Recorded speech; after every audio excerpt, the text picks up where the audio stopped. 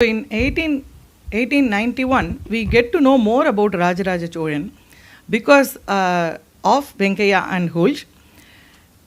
Under Hulsh's admiration, work on inscriptions at Brihadishwara Temple, Tanjore were recorded. Publication of South Indian Inscriptions, Volume 1 was released in that year.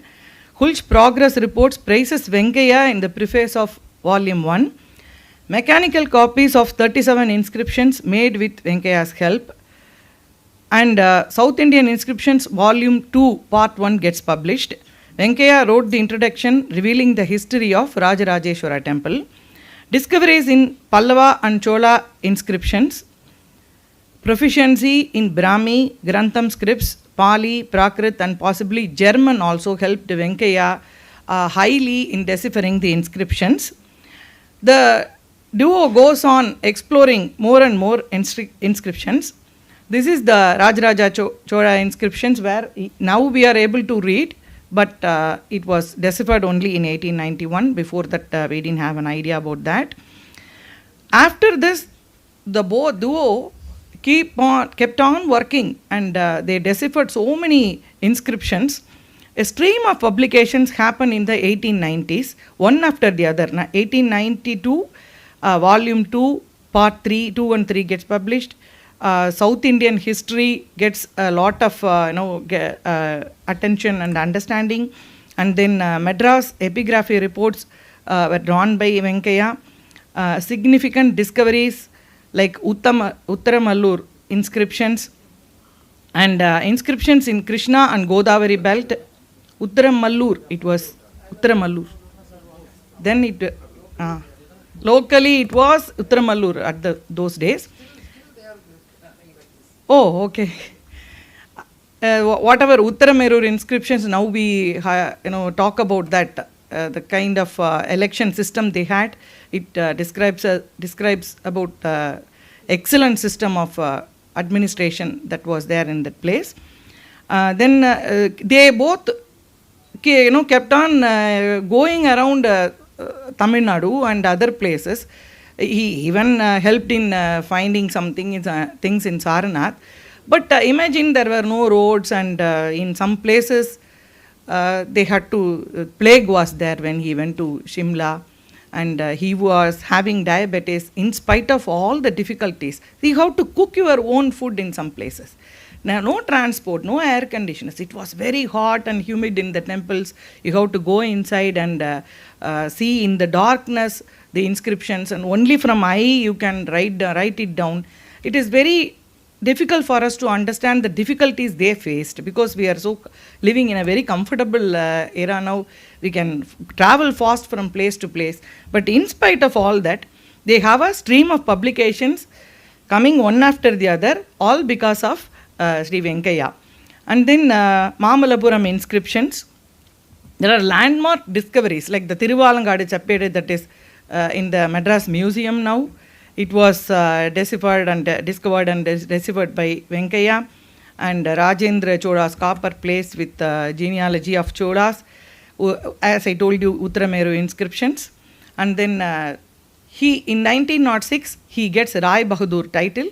Prince and Princess of Wales, King George V and Queen Mary visits Madras, and they honor him with the title Rai Bahadur, and for his great contributions to Indian epigraphy. Uvesa also got his title Mahopadhyaya on the same year.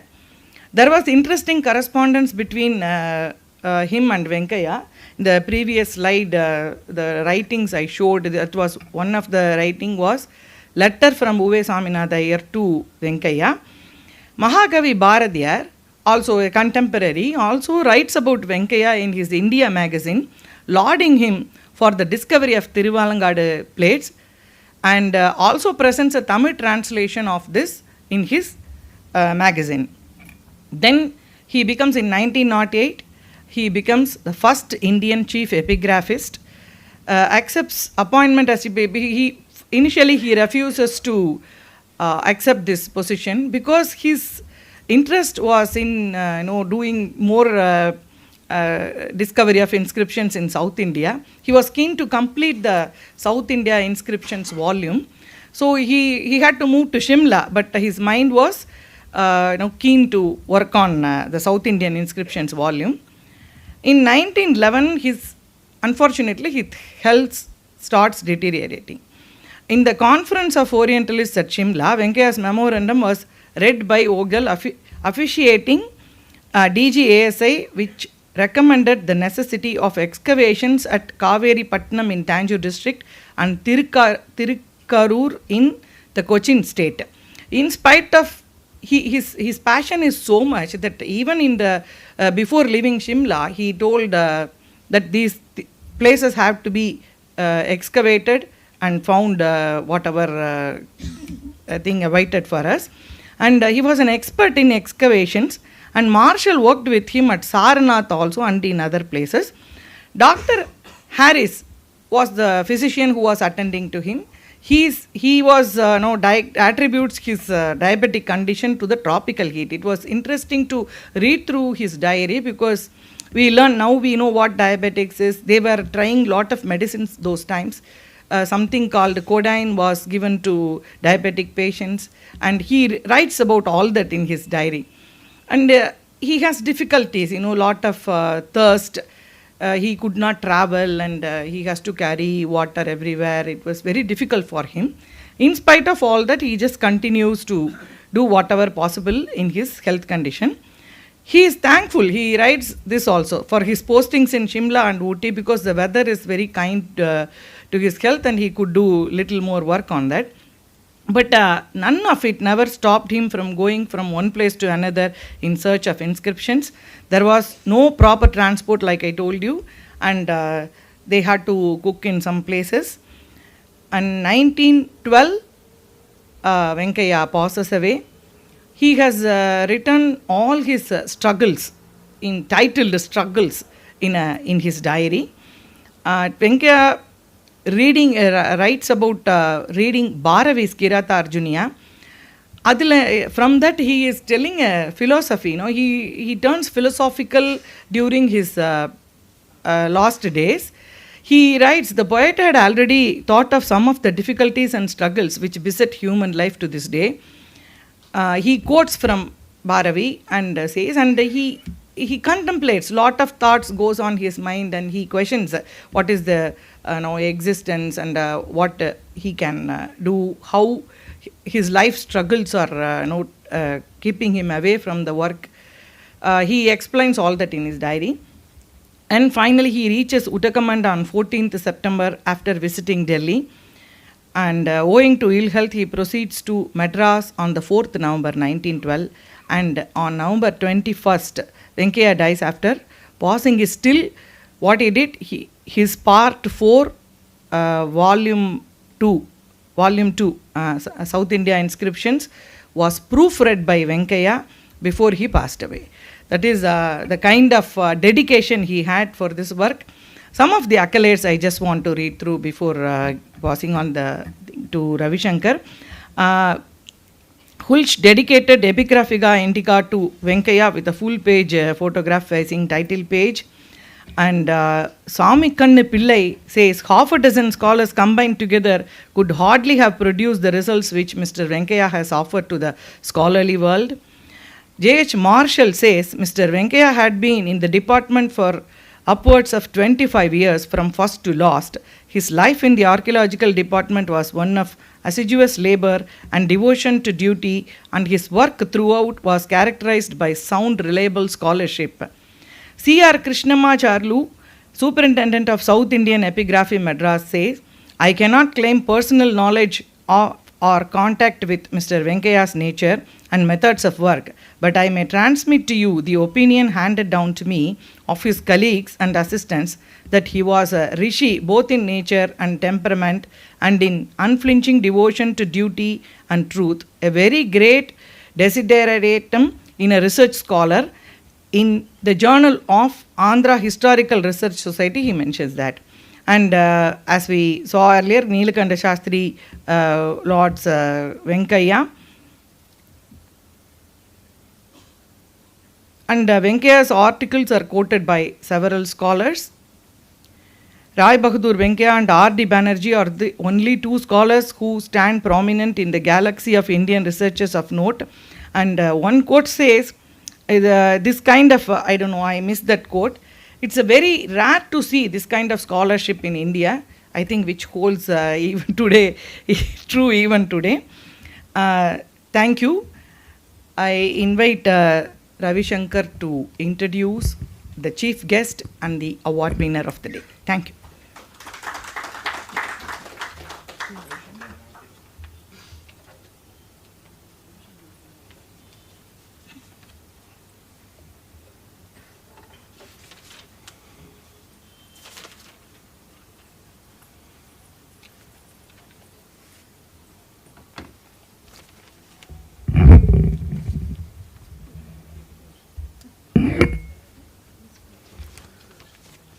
Good evening. I have the twin privilege of introducing the chief guest and the award winner. Let me first introduce the chief guest, Mr. V Muralidharan. He is an alumnus of the Indian Institute of Science and is a founder and managing trustee of Sevalaya. Sevalaya, a charitable organization headquartered in Chennai, was established in 1988. And it was established when he was just 26 years old.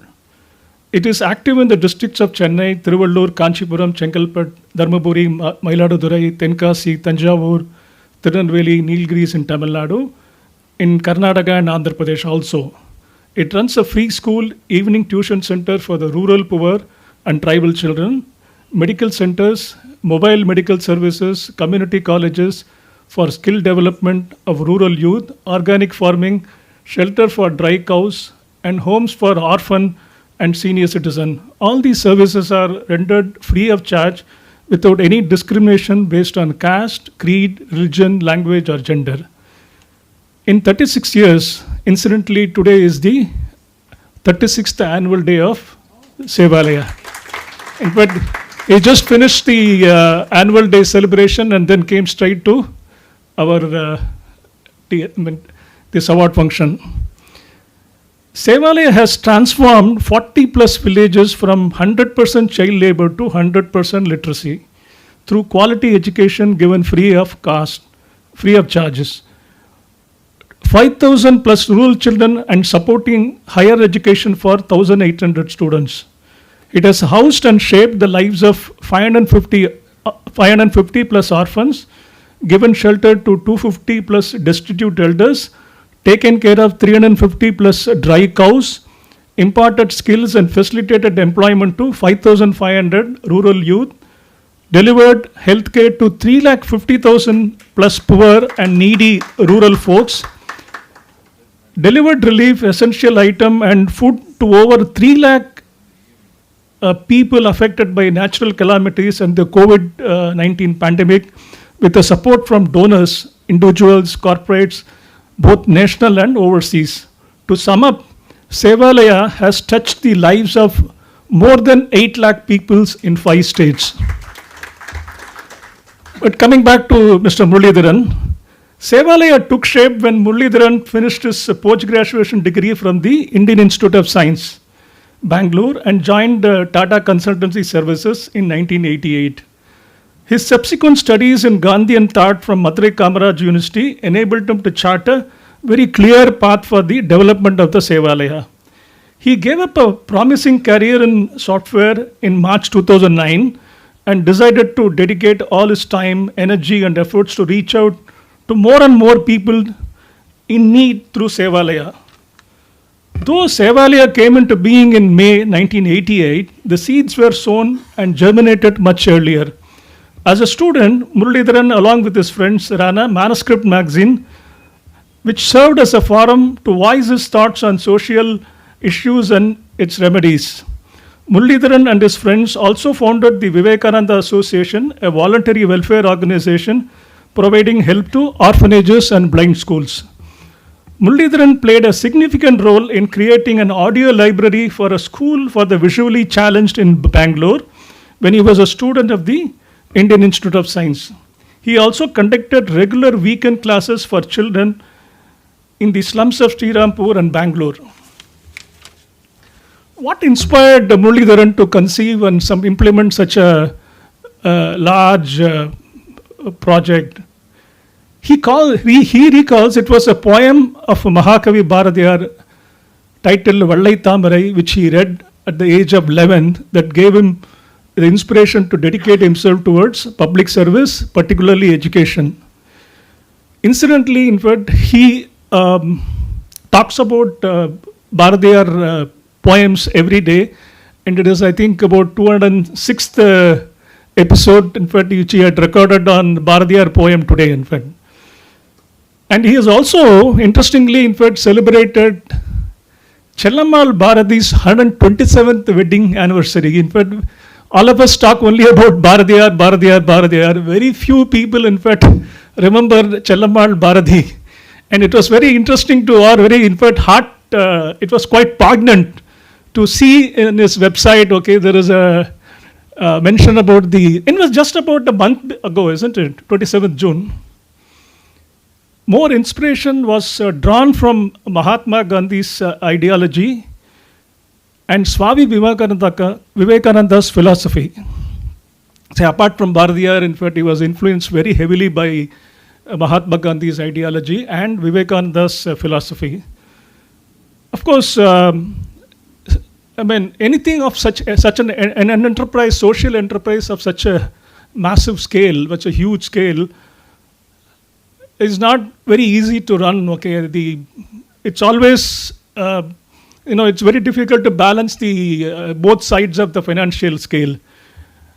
But his experience and expertise in project management, quality assurance, and leadership, which he gained in 2 decades long stint with the TCS, combined with the deep immersion Gandhian thoughts, helped him to chart a unique path for Sevalaya and thus balance both sides of the financial scale. His innate understanding of issues of rural India and the areas of focus and action helped him to create a larger impact on the society through Sevalaya. Sevalaya was selected the best project managed community service organization by the Project Management Institute, PMI. Sevalaya also has won the Lucas TVS NIQR Award for Outstanding Service Organization, awarded by the National Institute of Quality and Reliability. Muralidharan is not content with what he had achieved in the short span of 36 years. He is now dreaming of and intends to channelize his passion, enterprise, and perseverance to start a rural university that caters to the dreams of higher education of meritorious poor and destitute children free of charge. I thank, on behalf of Tamil Heritage Trust, Mr. Muralidharan for having consented to be the chief guest for this occasion.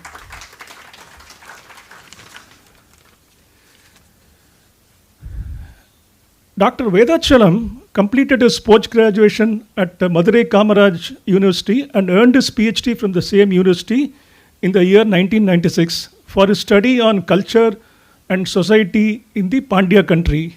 In addition, he holds a PG diploma in archaeology and epigraphy and a certificate of museology awarded by the National Museum, New Delhi.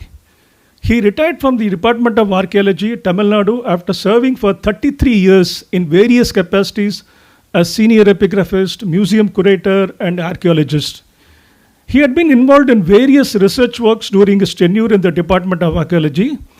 He was part of teams that conducted excavations at Madurai, Tondi, Karur, Tiruthangal, Mangudi, Alangulam, and Keeladi. He had studied, interpreted, and written about inscriptions and copper plates in Tamil Brahmi, Vatteluthu, Tamil, and Grantha characters. He has also studied coins, palm leaves manuscripts, sculptures, and temples. He has recorded his findings and interpretation in his various articles and books.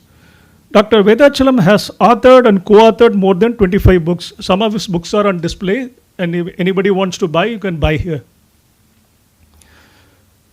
On various subjects and themes such as epigraphy, numismatics, copper plates, temple arts, religion, and society. His book, Parakrama Pandiyapuram, has received the Best Book Award from the Government of Tamil Nadu. Some of his other notable books are Pandiyanadu Varalattru Murai Samuga Nilaviyal, பாண்டியநாட்டில் சமண சமயம், பாண்டியநாட்டு ஊர்களின் வரலாறு, and as a co-author, Pandian Indrasir Nedumaran, Virudhunagar District, an archaeological source book, the sculptural splendors of Meenakshi Temple, which is probably one of the latest publications. He has also written more than 100 articles in state, national, and international publication. He had participated in the national and international seminars and conferences and presented more than 100 papers. He had presented papers in the World Tamil Conferences held at Coimbatore and Tanjavur. He served as editor of the annual journal of Tamil Nadu Archaeological Society, Avanam, for more than 6 years. He served as one of the experts in a major project on the preparation of Atlas of Historical Places of South India, undertaken by the French Institute of Indology. He served as a visiting professor in Tamil University, Tanjavur, and MS University, Tirunelveli. He has delivered lectures and conducted workshop courses on epigraphy, archaeology, and temple arts for various colleges and universities in Tamil Nadu, Kerala, and Sri Lanka. He had prepared courseware for the Tamil Nadu Open University, Chennai, for the subject Fine Arts in India, and SIM University, Singapore, for the subject History and Culture of Tamils. Over the past decade or so, Dr. Vedachalam has dedicated himself to enhancing heritage literacy. His efforts have significantly contributed to the development of tourism through heritage walks and the World Heritage and Cultural Access series. He has been instrumental in conducting more than 300 heritage walks in 220 historical locations in various districts of Tamil Nadu. He is also helping a few stakeholders in developing historical documents and films on culture and heritage. Dr. Sunita Madhavan and Tamil Heritage are very happy that the third Venkayya Epigraphy Award goes to a very deserving scholar. Thank you. I now invite the chief guest. Yeah. Okay. Okay. Let me, in fact, give a very brief, in fact, description about our selection process. See, we invited nominations in the month of April, and we received quite a number of them. But this year we decided that we will include the nomination which were received in the previous 2 years also, that is 2022 and 2023, not only 2024. So we had a jury comprising Dr. P. Shanmugam, retired professor and head of the Department of Ancient History and Archaeology, University of Madras. So he was instrumental in compiling the South Indian inscriptions volume 36 in 2018. And we also had Dr. Shushmita Basu Mujumdar, professor and head of the Department of Ancient Indian History and Culture, University of Kolkata. Dr. Abhijit Dandekar, associate professor of epigraphy, paleography, and numismatics in the Department of Ancient Indian History and Culture and Archaeology, Deccan College, Pune. And R. Gopu, writer, speaker of repute on various subjects as history, epigraphy, astronomy, science and mathematics, etc. Of course, he belongs to Tamil Heritage Trust. So in selecting Dr. V Vedachalam for the award, the jury cited the quality of his research, the number of inscriptions he had studied and interpreted, the significance of his publication, and his abiding passion for creating and spreading heritage awareness in the Pandya country. The award consists of a citation and a prize of rupees 20,000. Now I invite Professor Swaminathan, Sir Muralidharan to come over to the dais and present the award to Dr. Vedachalam.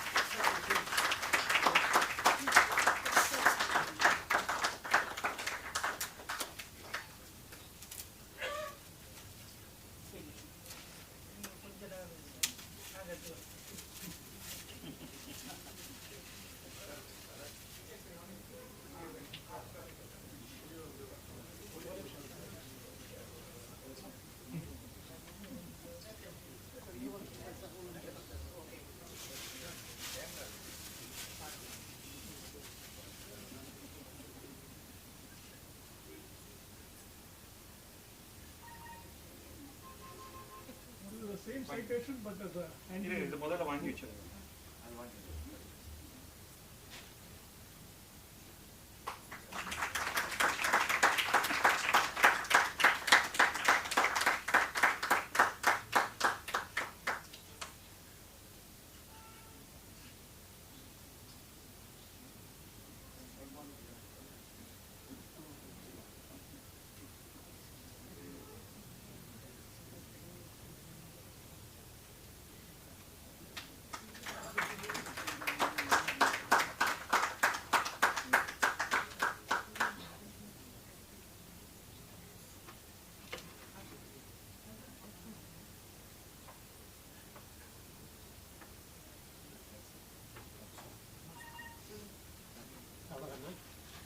Now Badri will hand over a small memento to our chief guest, Mr. Muralidharan.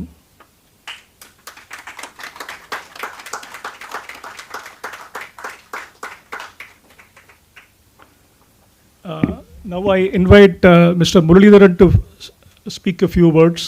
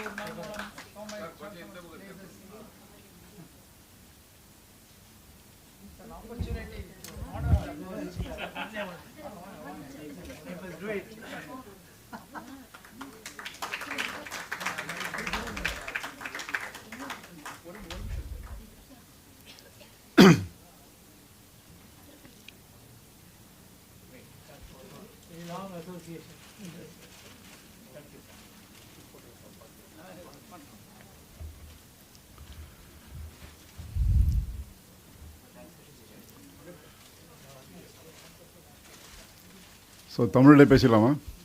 பரவாயில்லையா? Okay. So வணக்கம். So thank you Ravi.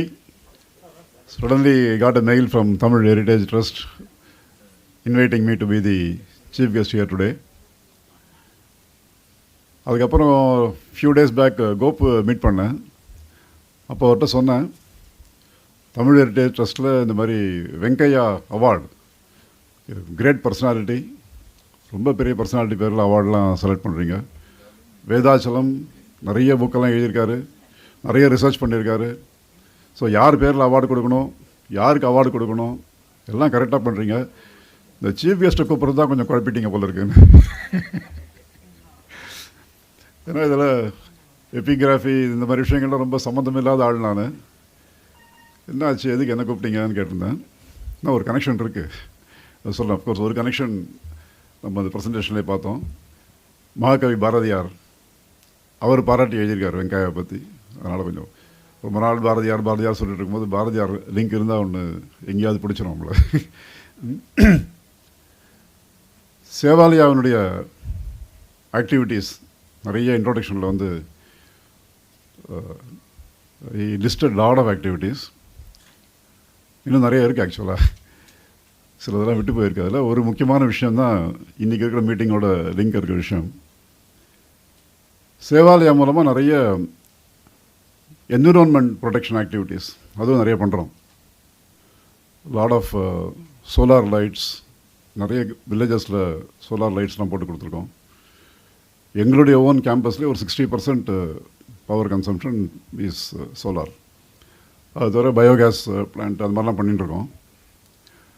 அதில் இன்னொரு activity இந்த water பாடிஸை clean அப் பண்ணுறது, அந்த மாதிரி வேலையை நிறைய இடத்துல எடுத்து பண்ணிகிட்ருக்கோம். இதில் அஃப்கோர்ஸ் நம்ம நிறைய உத்திரமேலூராலாம் பேசினோம். அப்போது இந்த உத்திரமேரூர், அது பக்கத்தில் பாப்பான் குளம்னு ஒரு சின்ன வில்லேஜ் இருக்குது. அங்கே ஒரு வாட்டர் பாடி, ஒரு குளம், அந்த குளத்தை க்ளீன் பண்ணுங்கிற ஒர்க்கு சேவாலயம் எடுத்து பண்ண ஆரம்பித்தோம். பெரிய ஹியூஜ், ரொம்ப பெரிய குளம், ரொம்ப ரொம்ப பழங்காலத்து குளம். அந்த பாப்பான் குளம் ஹேட் பிகம் பிளாஸ்டிக் குளம். ஃபுல்லாக இப்போ இருக்கிற குப்பையெல்லாம் எடுத்து அதில் போட்டு, தண்ணி இருக்க வழியே கிடையாது, தண்ணி உள்ளே வர முடியாது. ஏன்னா தண்ணி வர்றதுக்கு அந்த பக்கத்தில் இருந்த வழி எல்லாமே என்கரேஜ்மெண்ட், ஃபுல்லாக நிறைய ப்ராப்பர் பில்டிங்காக கட்டிட்டாங்க. குடிசையெல்லாம் கிடையாது, என்கரேஜ்மெண்ட் ஃபுல் பில்டிங்கெல்லாம் கட்டியாச்சு. எல்லாம் பண்ணி அந்த குளம் எங்கே இருக்குன்னே தேடி கண்டுபிடிச்சி தான் உள்ளே போகணும். ஆனால் அந்த அவ்வளோ பெரிய சைஸ் இருக்கிற குளத்துக்கு தண்ணி நம்ம ஸ்டோர் பண்ணோன்னு சொன்னாக்கா, அந்த ஏரியாவில் எவ்வளோ இந்த கிரவுண்ட் வாட்டர்லாம் ஃபுல்லாக எவ்வளோ மேலே வரும், எவ்வளோ யூஸ் ஆகும், எல்லாத்தையுமே ஃபுல்லாக கெடுத்து வச்சு ஒன்றும் தண்ணி ஒழுங்காக வராது, இந்த மாதிரி பண்ணி வச்சுருந்தாங்க. அதை போய் ரெஸ்டோர் பண்ணணுன்ற ஒர்க்கில் போய் இறங்கினோம். போயிட்டு ஆஃப்கோர்ஸ் ஆஸ் யூஷுவல் அதுக்கு நிறைய ப்ரொட்டஸ்ட்டு, ப்ராப்ளம் எல்லாமே இருந்து, எந்த அத்தாரிட்டி இதெல்லாம் சரி பண்ணணுமோ அவங்களே ப்ரொட்டஸ்ட் பண்ணுறாங்க, இதெல்லாம் பண்ணாதீங்கன்றாங்க. அதெல்லாமும் தாண்டி தான் போய் இறங்கி க்ளீன் பண்ணோம். போயிட்டு அதில் ஒரு பை ப்ராடக்டாக என்ன ஆச்சுன்னு சொன்னாக்கா, அந்த குளத்துக்கு போகிறது நிறைய படிக்கட்டு இருக்குது. ஒரு பக்கம் படிக்கட்டாக இருக்குது, இன்னொரு பக்கம் வந்து ரேம்ப் இருக்குது. அந்த மாதிரி இருந்தது. இது எதுக்கு இந்த மாதிரி ஒரு பக்கம் படிக்கட்டாக வச்சுருக்காங்க, ஒரு பக்கம் ரேம்பாக வச்சுருக்காங்க, இந்த பழைய குளத்தில் இந்த மாதிரி பண்ணியிருக்காங்களா எங்களுக்கு அப்போ புரியல. முதல்ல இந்த ஒரு படிக்கட்டில் இறங்கி நடந்து போகும்போது பார்த்தாக்கா, அந்த படிக்கட்டில் நிறைய இன்ஸ்கிரிப்ஷன் இருக்குது. அதில் அது மேலே தான் எல்லாம் காலை வச்சு போயிட்டுருக்கோம், எல்லாம் பண்ணிகிட்ருக்காங்க. அதை பார்த்த உடனே நம்ம சுவாமிநாதன் சார் தான் கேட்டேன், நம்ம எங்கே படிக்கிறது அதெல்லாம் இல்லையா, இப்போ ரீடிங் ஹேபிட்டே ரொம்ப போயிடுச்சு, புக்கே படிக்க முடியல, நம்ம எங்கே போய் கல்வெட்டெலாம் படிக்கிறது. அதனால் நமக்கு தெரிஞ்ச சுவாமிநாதன் சார்கிட்ட சொன்னாக்கா அவர் படித்து சொல்லிடுவார் அப்படின்னு அவர்கிட்ட ரெஃபர் பண்ணோம். இந்த மாதிரி ஒரு குளம் க்ளீன் மட்டும் தான் வந்தோம், பார்த்தாக்கா இங்கே ஒரு கல்வெட்டு இருக்க மாதிரி இருக்குது, இது என்ன பார்க்க முடியுமான்னு. அவர் வந்து இந்த மாதிரி ஸ்ரீதரன் சார்னு ஒருத்தர் இருக்கார், அவரை இன்ட்ரடியூஸ் பண்ணி விட்றேன், நீங்கள் அவரை கூப்பிட்டு போய் காமிங்க, அவர் படித்து சொல்லிடுவார் அப்படின்னு. அதுக்குள்ளே அந்த குளத்தை க்ளீன் பண்ணுறதுக்குலாம் அந்த படிக்கட்டுக்கு வந்து இதுவாக இருந்தது, குளத்துக்கு போகிறது படிக்கட்டாக மாதிரி இருந்தாலும் நம்ம எடுத்து சைடில் வச்சுட்டோம் அதை. அதுக்கப்புறம் அவர் ஸ்ரீதரன் சார் ஒரு நாளைக்கு, சார் நீங்கள் வாங்கன்னு சொன்னோம். ரொம்ப இம்மிடியட்லி இன்ட்ரெஸ்டட், போகலாம் சார், இன்றைக்கே போகலாம், நாளைக்கே போகலான்னு சொல்லி ரொம்ப அவசரப்படுறாரு. அந்த கல்வெட்டு என்னென்னு பார்த்துன்னு அவருக்கு ஒரு துடிப்பு இருக்குது அப்படியே. சரின்னு அவரை கூட்டின்னு போனோம். போனாக்கா நாங்கள்லாம் அசிஸ்டண்ட் அவருக்கு, நான் இன்னும் 2 பேரும் கூட போயிருந்தோம். அவர் இந்த சாக் பீஸ்லாம் கொடுத்து அதெல்லாம் பொடி பண்ணி அதில் தடவி கொடுங்க, எல்லாம் பண்ணுங்க, எல்லாம் எங்களுக்கு இன்ஸ்ட்ரக்ஷன்லாம் கொடுத்துருந்தார். எல்லாம் அவர் சொந்தம்லாம் பண்ணிகிட்டு இருந்தோம். அப்புறம் அப்படியே ஒன்று ஒன்றா படித்து சொன்னார், சார் இது பெரிய விஷயம் பார்த்துருக்கீங்க, நந்திவர்ம பல்லவன் அவரோட கல்வெட்டு 7th century, இந்த கல்வெட்டு கிடக்குதாங்க, என்ன ஹெரிட்டேஜ் சார், நந்திவர்ம பல்லவன் மேலே தான் காலை வச்சு மிதிச்சு போயிட்டுருக்கோம் டெய்லி அந்த குளத்துக்குள்ளே போகிறதுக்கு. இவ்வளவு பழைய கல்வெட்டு இந்த இடத்துல இருக்குது அப்படின்னு அவர் படித்து காமிச்சார். அதாவது அந்த பக்கத்தில் இருக்கக்கூடிய எண்ணெய் வாணிபர்கள் அவங்கெல்லாம் வந்து கான்ட்ரிபியூட் பண்ணி ஏதோ பண்ணியிருக்காங்க இந்த குளம் கட்டுறதுக்கு. நந்திவர்மனுக்கு சங்கரப்பாடியார் ஆமாம், அதற்கான இது கான்ட்ரிபியூஷன் அவங்களாம் கொடுத்துருக்காங்க அப்படின்னு நந்திவர்ம பல்லவன் இஸ் அக்னாலஜிங். இந்த மாதிரி contribution from public how come to have this ஒரு டேங்கிங் இந்த ஊரில் ரெடி பண்ணுறதுக்கு இருக்குது அப்படின்னு. சார் இவ்வளோ பெரிய கல்வெட்டு இந்த இடத்துல இருக்குதுன்னு சொன்னால், இது பக்கத்தில் ஏதோ பழைய கோயில்லாம் இருக்கணும், போய் சுற்றி பார்க்கலாம் வாங்க. நாங்கள் அதெல்லாம் பார்க்கல, நாங்கள் போனோம் அந்த குளத்தை பிளாஸ்டிக்கை க்ளீன் பண்ணணும், இது பண்ணோம், அதான் நாங்கள் பார்த்துட்ருக்கோம். அவர் சொன்னோன்னே தான் அந்த ஏரியாவில் போய் அவரையும் கூட்டின்னு அப்படியே போனால் ஒரு இவ்வளோ ஹைட்டுக்கு ஒரு நந்தி, தலை கிடையாது, ஆனால் தலை இல்லாத ஒரு நந்தி, இவ்வளோ பெரிய ஹைட்டுக்கு ஒரு நந்தி இருக்குது. அதுக்கு முன்னாடி அந்த சிவலிங்கத்துடைய பீடம், அந்த பீடம் மட்டும் இருக்குது, லிங்கம்லாம் இல்லை, அந்த மாதிரி ஏதோ இருக்குது. அப்போ இங்கே ஏதோ இருக்கணும், இதுக்கு ஏதாவது ஸ்டெப் எடுங்கலாம் சொன்னார் எங்ககிட்ட. நாங்கள் ஸ்டெப் எடுத்தோம், போய் இதெல்லாம் ரெப்ரசன்டேஷன்லாம் கொடுத்தோம், இந்த ஃபோட்டோஸ்லாம் எடுத்துகிட்டு போனோம், எல்லாம் பண்ணி அதற்குரிய டிபார்ட்மெண்ட் அங்கெல்லாம் போனோம். போய் சொன்னோம், இந்த மாதிரிலாம் இருக்குது, கொஞ்சம் கண்டுபிடிச்சி சொன்னது ஃபியூ இயர்ஸ் ஆகிடுச்சு இப்போ. ஆனால் இன்றைக்குமே நாங்கள் எடுத்த கல் அப்படியே அந்த ஓரமாக கிடக்குது, வேறு ஒன்றும் ஆக்டிவிட்டி நடக்கலை. இது நாங்கள் போய் கொடுத்த உடனே எங்களுக்கு சொல்லப்பட்டது என்னன்னு சொன்னால், இதுக்கு வந்து ஏதோ ஒரு மிஷின் சொன்னார், எக்ஸ்ரே மாதிரி மேலேருந்து பார்க்க முடியும், உள்ள மண்ணுக்குள்ளே ஏதாவது கோயில், பழைய கோயில் அது இருந்தாக்கா அது தெரியும், அந்த மாதிரி முதல்ல பார்த்துட்டு அப்புறம் அதை தோண்டி எடுக்க ஆரம்பிப்போம். என்ன மிஷின் சார் அது? ஏதோ சொன்னார் மிஷின், சம்திங் லைக் தட். ஏதோ அதை டிரான்ஸ்போர்ட் பண்ணி கொண்டு போகணும், அங்கே போய் பண்ணணும், இந்த செலவெல்லாம் சேவாலயம் எடுத்துக்குமா அப்படின்னு கவர்மெண்ட்டே எங்களை கேட்குறாங்க. நாங்கள் வந்து அங்கங்கே டொனேஷன் வசூல் பண்ணி ஆர்ஃபன் சில்ட்ரனை படிக்க வைக்க முடியுமா சொன்னார். 36th இயர் இன்றைக்கி செலிப்ரேஷன் இன்றைக்கி இருந்தது மார்னிங்.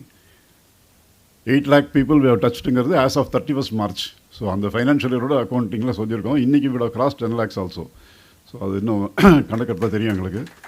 ஸோ இவ்வளவு poor children, poor senior citizens, animals, இந்த மாதிரி என்விரான்மெண்ட் ஆக்டிவிட்டி இதெல்லாம் பண்ணுறதுக்கான ஃபண்டிங் இங்கே எந்தாவது கொண்டு வந்து இதை போய் பண்ணிகிட்ருக்கோம் போய்ட்டு. இப்போ நாங்கள் வந்து இங்கே கவர்மெண்ட் ஆர்கியாலஜி டிபார்ட்மெண்ட் ஒரு வேலை செய்கிறதுக்கு சேவாரிலேருந்து ஃபண்டு கொடுக்கணும், அப்போ வந்து பார்ப்பாங்கன்றது எங்களுக்கு புதுசாக இருந்தது. அதனால் நாங்கள் அதுக்கு மேலே ஃபர்தராக ஒரு ஆக்ஷன் எடுக்கலை ஒன்றும். ஸோ இன்றைக்கி இந்த மீட்டிங் கூப்பிட்டதுக்கு நான் இவ்வளோ பேர் நீங்கள் இதிலெல்லாம் இன்ட்ரெஸ்ட் இருக்கிற ஆர்டர் கேட்டிருக்கீங்க. கொஞ்சம் ஏதாவது ஒரு முயற்சியாகி இன்றைக்கி பை சான்ஸ் நாங்கள் கண்டுபிடிச்ச விஷயம் அது ஏதாவது அடுத்த ஸ்டெப் ஏதாவது போக முடியும்னு சொன்னாக்கா ஏதோ ஒரு பர்பஸ் இன்றைக்கி நான் இங்கே வந்ததுக்கு இருக்குதுன்னு நான் புரிஞ்சுக்கலாம். ஸோ அது வெங்கையா பற்றிலாம் எனக்கு ரொம்ப தெரியாது. எனக்கு பேர் கேள்விப்பட்டிருக்கேன், of course because of association with Swaminathan. அவர் அடிக்கடி சேவாலயா ஸ்கூலுக்கு வருவார், பத்ரி சேஷாதிரி அவர் வந்திருக்காரு. இவங்கெல்லாம் வந்து சொல்லும்போது சில பேரெல்லாம் காதில் விழும். அந்த மாதிரி காதில் விழுந்த பேர் தானே தவிர டீட்டெயில்ஸ்லாம் தெரியாது. ரொம்ப ஆச்சரியமாக இருந்தது. இப்போ இந்த அவார்டுக்கு வரும்போது தான் ரவி நிறைய மெட்டீரியல் அமைச்சு வச்சுருந்தாங்கலாம் படித்தேன். நான் பார்க்கும்போது ராஜராஜ சோழன் ஒருத்தர் இருந்தாருங்கிறது ஒரு 150 வருஷத்துக்கு முன்னாடி தெரியாது. அவர் தான் தஞ்சாவூர் கோயிலை கட்டினாருன்னு தெரியாது. நல்லவிட கண்டுபிடிச்சார், இல்லாட்டி யாராவது ரைட் கிளைம் பண்ணியிருப்பாங்க. நான் தான் கட்டினது இன்றைக்கி இருக்கிற யாராவது ஒரு அரசியல்வாதி சொல்லி விட்டுருவாங்க போல இருக்கு. அதெல்லாம் பண்ணுவாங்க எல்லாம்.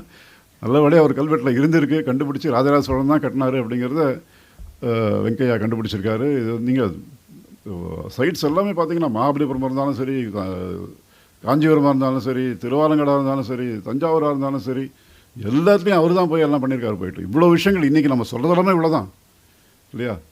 நம்ம இன்ஸ்கிரிப்ஷன் ரொம்ப நிறைய சொல்கிறது, இந்த செப்பேடுகள் சொல்கிறது எல்லாம் எடுத்திங்கனாலே மெஜாரிட்டி இஸ் கவர்டு. இதுக்குள்ளே தான் இருக்குது.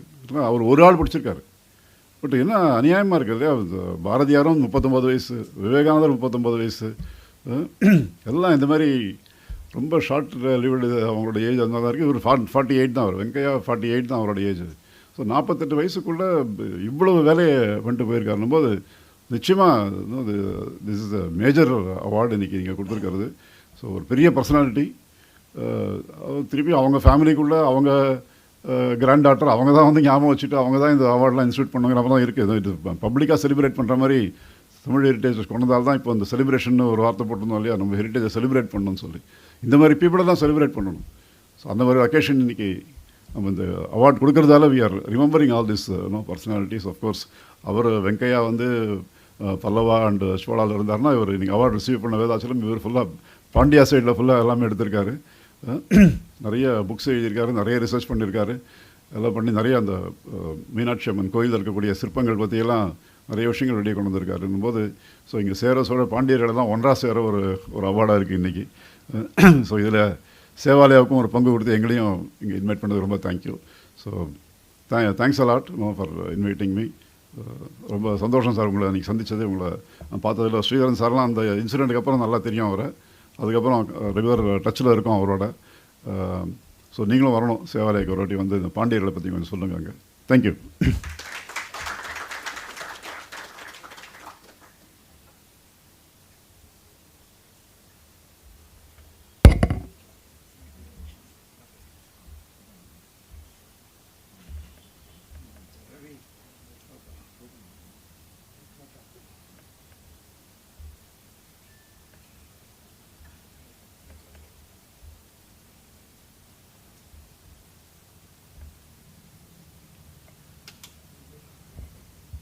Now I invite Dr. Vedachalam to deliver the award lecture. Thank you.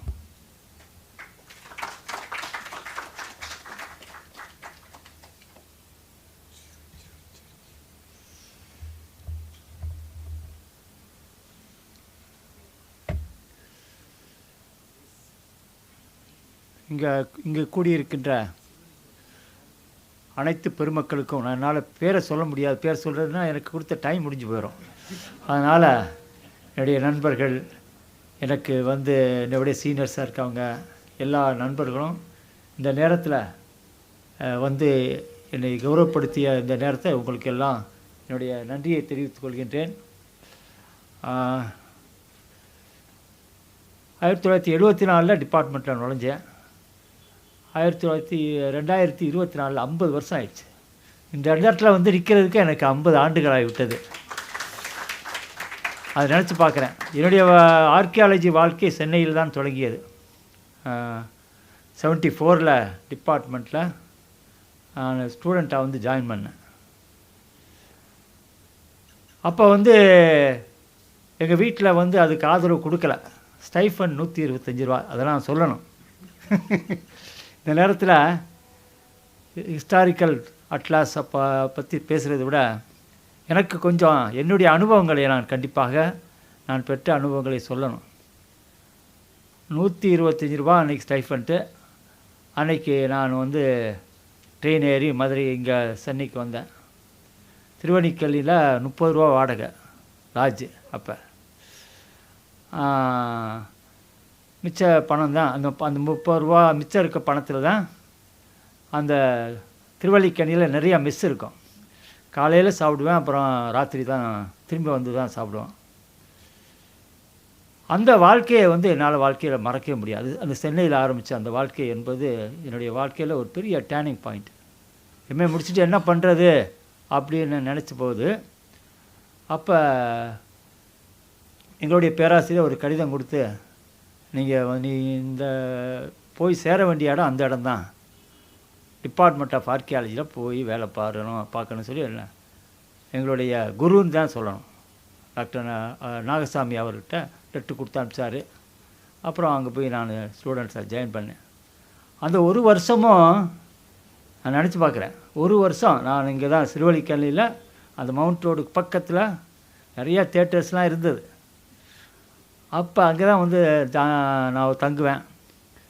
அப்போ எனக்கு வந்து ஒரு நாள் கூட நான் வந்து இந்த மவுண்ட் ரோடு பக்கமே போனதில்லை. டெய்லி அவர் வந்து என்ன பண்ணுவார், ஏதாவது கொடுப்பார். டெய்லி 40 பக்கம் எழுதணும் அந்த ஸ்கிரிப்டு.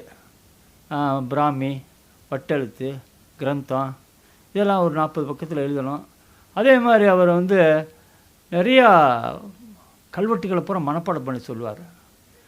செப்பு பட்டயங்களெல்லாம் மனப்பாடம் பண்ண சொல்லுவார்.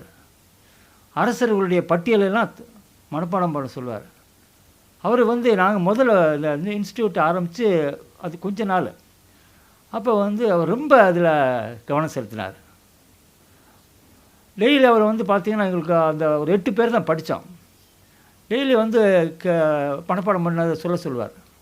எப்படி சொல்லுவார்னா, இப்போ வேள்விக்குடி செப்பேடு ஒரு 150 வரி இருக்கும். 150 வரியில் ஒப்பிக்கணும்னா அது ஒரு எம்ஏ படித்து முடிச்சுட்டு வந்த ஒரு மாணவனை திரும்பவும் ஸ்கூல் டேஸில் நம்ம பணப்பாடம் பண்ணி ஒப்பிக்கிறது, அந்த ஸ்கூல் டேஸில் மாதிரி நம்ம எழுதிக்கிட்டு வர்றது, அதெல்லாம் கண்டிப்பாக முதல்ல ஜீரணிச்சுக்கிற முடியல. ஆனால் அவர் எப்படி கேட்பார்னா, வேள்விக்குடி செப்பேடு கொல்யானை பல ஓட்டி கூடா மன்னர் குலாம் தவிர்த்த பல்யாக சாலை முதுகுடும்பி பெருவழுதி என்னும் பாண்டியாதிராஜனால் நாகமா மலர்ச்சோலை நளிர்ச்சிலை மிசை வண்டலும்பும் பாகனூர் குற்றம் என்னும் பலன கிடக்கை நெருநாடு. அதுதான் என்னுடைய நேட்டிவ் பிளேஸ். அதுதான் அதை நான் என்ன அறியாமையாக நான் மனப்பாடம் பண்ணிட்டேன். அவனை என்ன சொல்லுவார், கொல்யானை எப்போவுமே நமக்கு மனப்பாடம் பண்ணோம்னா முதல்ல இருந்து தான் மனப்பாடம் சொல்ல தெரியும். எல்லாருக்கும் அப்படித்தான். அவர் வந்து கடுங்கோன் என்னும் கதிர்வேல் தென்னன் அப்படிம்பார். இடையில வருது ஒரு 10 வரி கழிச்சு. அதை டக்குனு நீங்கள் சொல்லுங்கள், அவர் சொல்வார் பாருங்கம்பார். ஒன்று வந்து சொல்லணும், அது நீங்கள் இருங்க அவர் ஆசைப்படுறாரு மிச்சத்தை சொல்லணும்னு சொல்லி இன்னொருத்தர் ஸ்டூடெண்ட்ஸை சொல்லுவார். அப்போ நாங்கள் எங்களுக்கு அப்படியே குரு பக்தி இருந்தது. அப்போ வந்து ஆசிரியர்கிட்ட எங்களுக்கு ஒரு மரியாதை அதெல்லாம் இருந்தது. அது இப்படி சொன்னான். அதே மாதிரி இதை வந்து டைனாஸ்டி இதெல்லாம் பார்த்தீங்கன்னா தலைகளாக சொல்லுவார். 3ஆம் ராஜராஜன், 3ஆம் ராஜேந்திரன், 3ஆம் ராஜராஜன், 3ஆம் குலோத்துங்கன், ராஜாதிராஜன், அப்படி சொல்லுவார். அந்த டேட்டெல்லாம் சொல்லுவார். ஆனால் அப்போ அப்படி மனப்பாடம் பண்ணது இப்போ வந்து எங்களுக்கு எந்த ஹிஸ்ட்ரி புக்கையும் அந்த இது கொண்டு போக வேண்டியதில்லை. கல்வெட்டில் ராஜராஜ சோழ தேவருக்கு ஆண்டு 10ஆவதுனா 985 ஆட்சிக்கு வந்தான், 10 கூட்டு 995 முடிஞ்சிச்சு. அப்படி வந்து நாங்கள் படித்தோம். அதே மாதிரி பார்த்திங்கன்னா டிபார்ட்மெண்ட்டில் அந்த இது முடித்த உடனே எனக்கு கிடைச்ச முதல் அவார்டு பத்மா சுப்பிரமணியம். அப்போ எங்கள் டிபார்ட்மெண்ட்டுக்கு அடிக்கடி வருவாங்க. அவங்க ஒரு பெஸ்ட்டு ஸ்டூடெண்ட் அவார்டுன்னு அந்த வருஷம் வாங்கினேன். 10 நாள் எங்கள் வீட்டை விட்டு நான் அதுக்கு பிறகு 1 வருஷமாக நான் போகலை, வீட்டுக்கு போகல. வேலை வாங்கிட்டு அப்புறம் தான் வீட்டுக்கு போனேன். அப்புறம் என்னன்னா அது வந்து நாங்கள் அந்த வாழ்க்கையை சொல்ல முடியாது. அதாவது எப்படி சொல்லலாம், கரந்துரை வாழ்க்கை. கரந்துரை வாழ்க்கைன்னு உங்களுக்கு தெரியும் நினைக்கிறேன். 33 வருஷம் அப்படி தான் இருந்தோம்.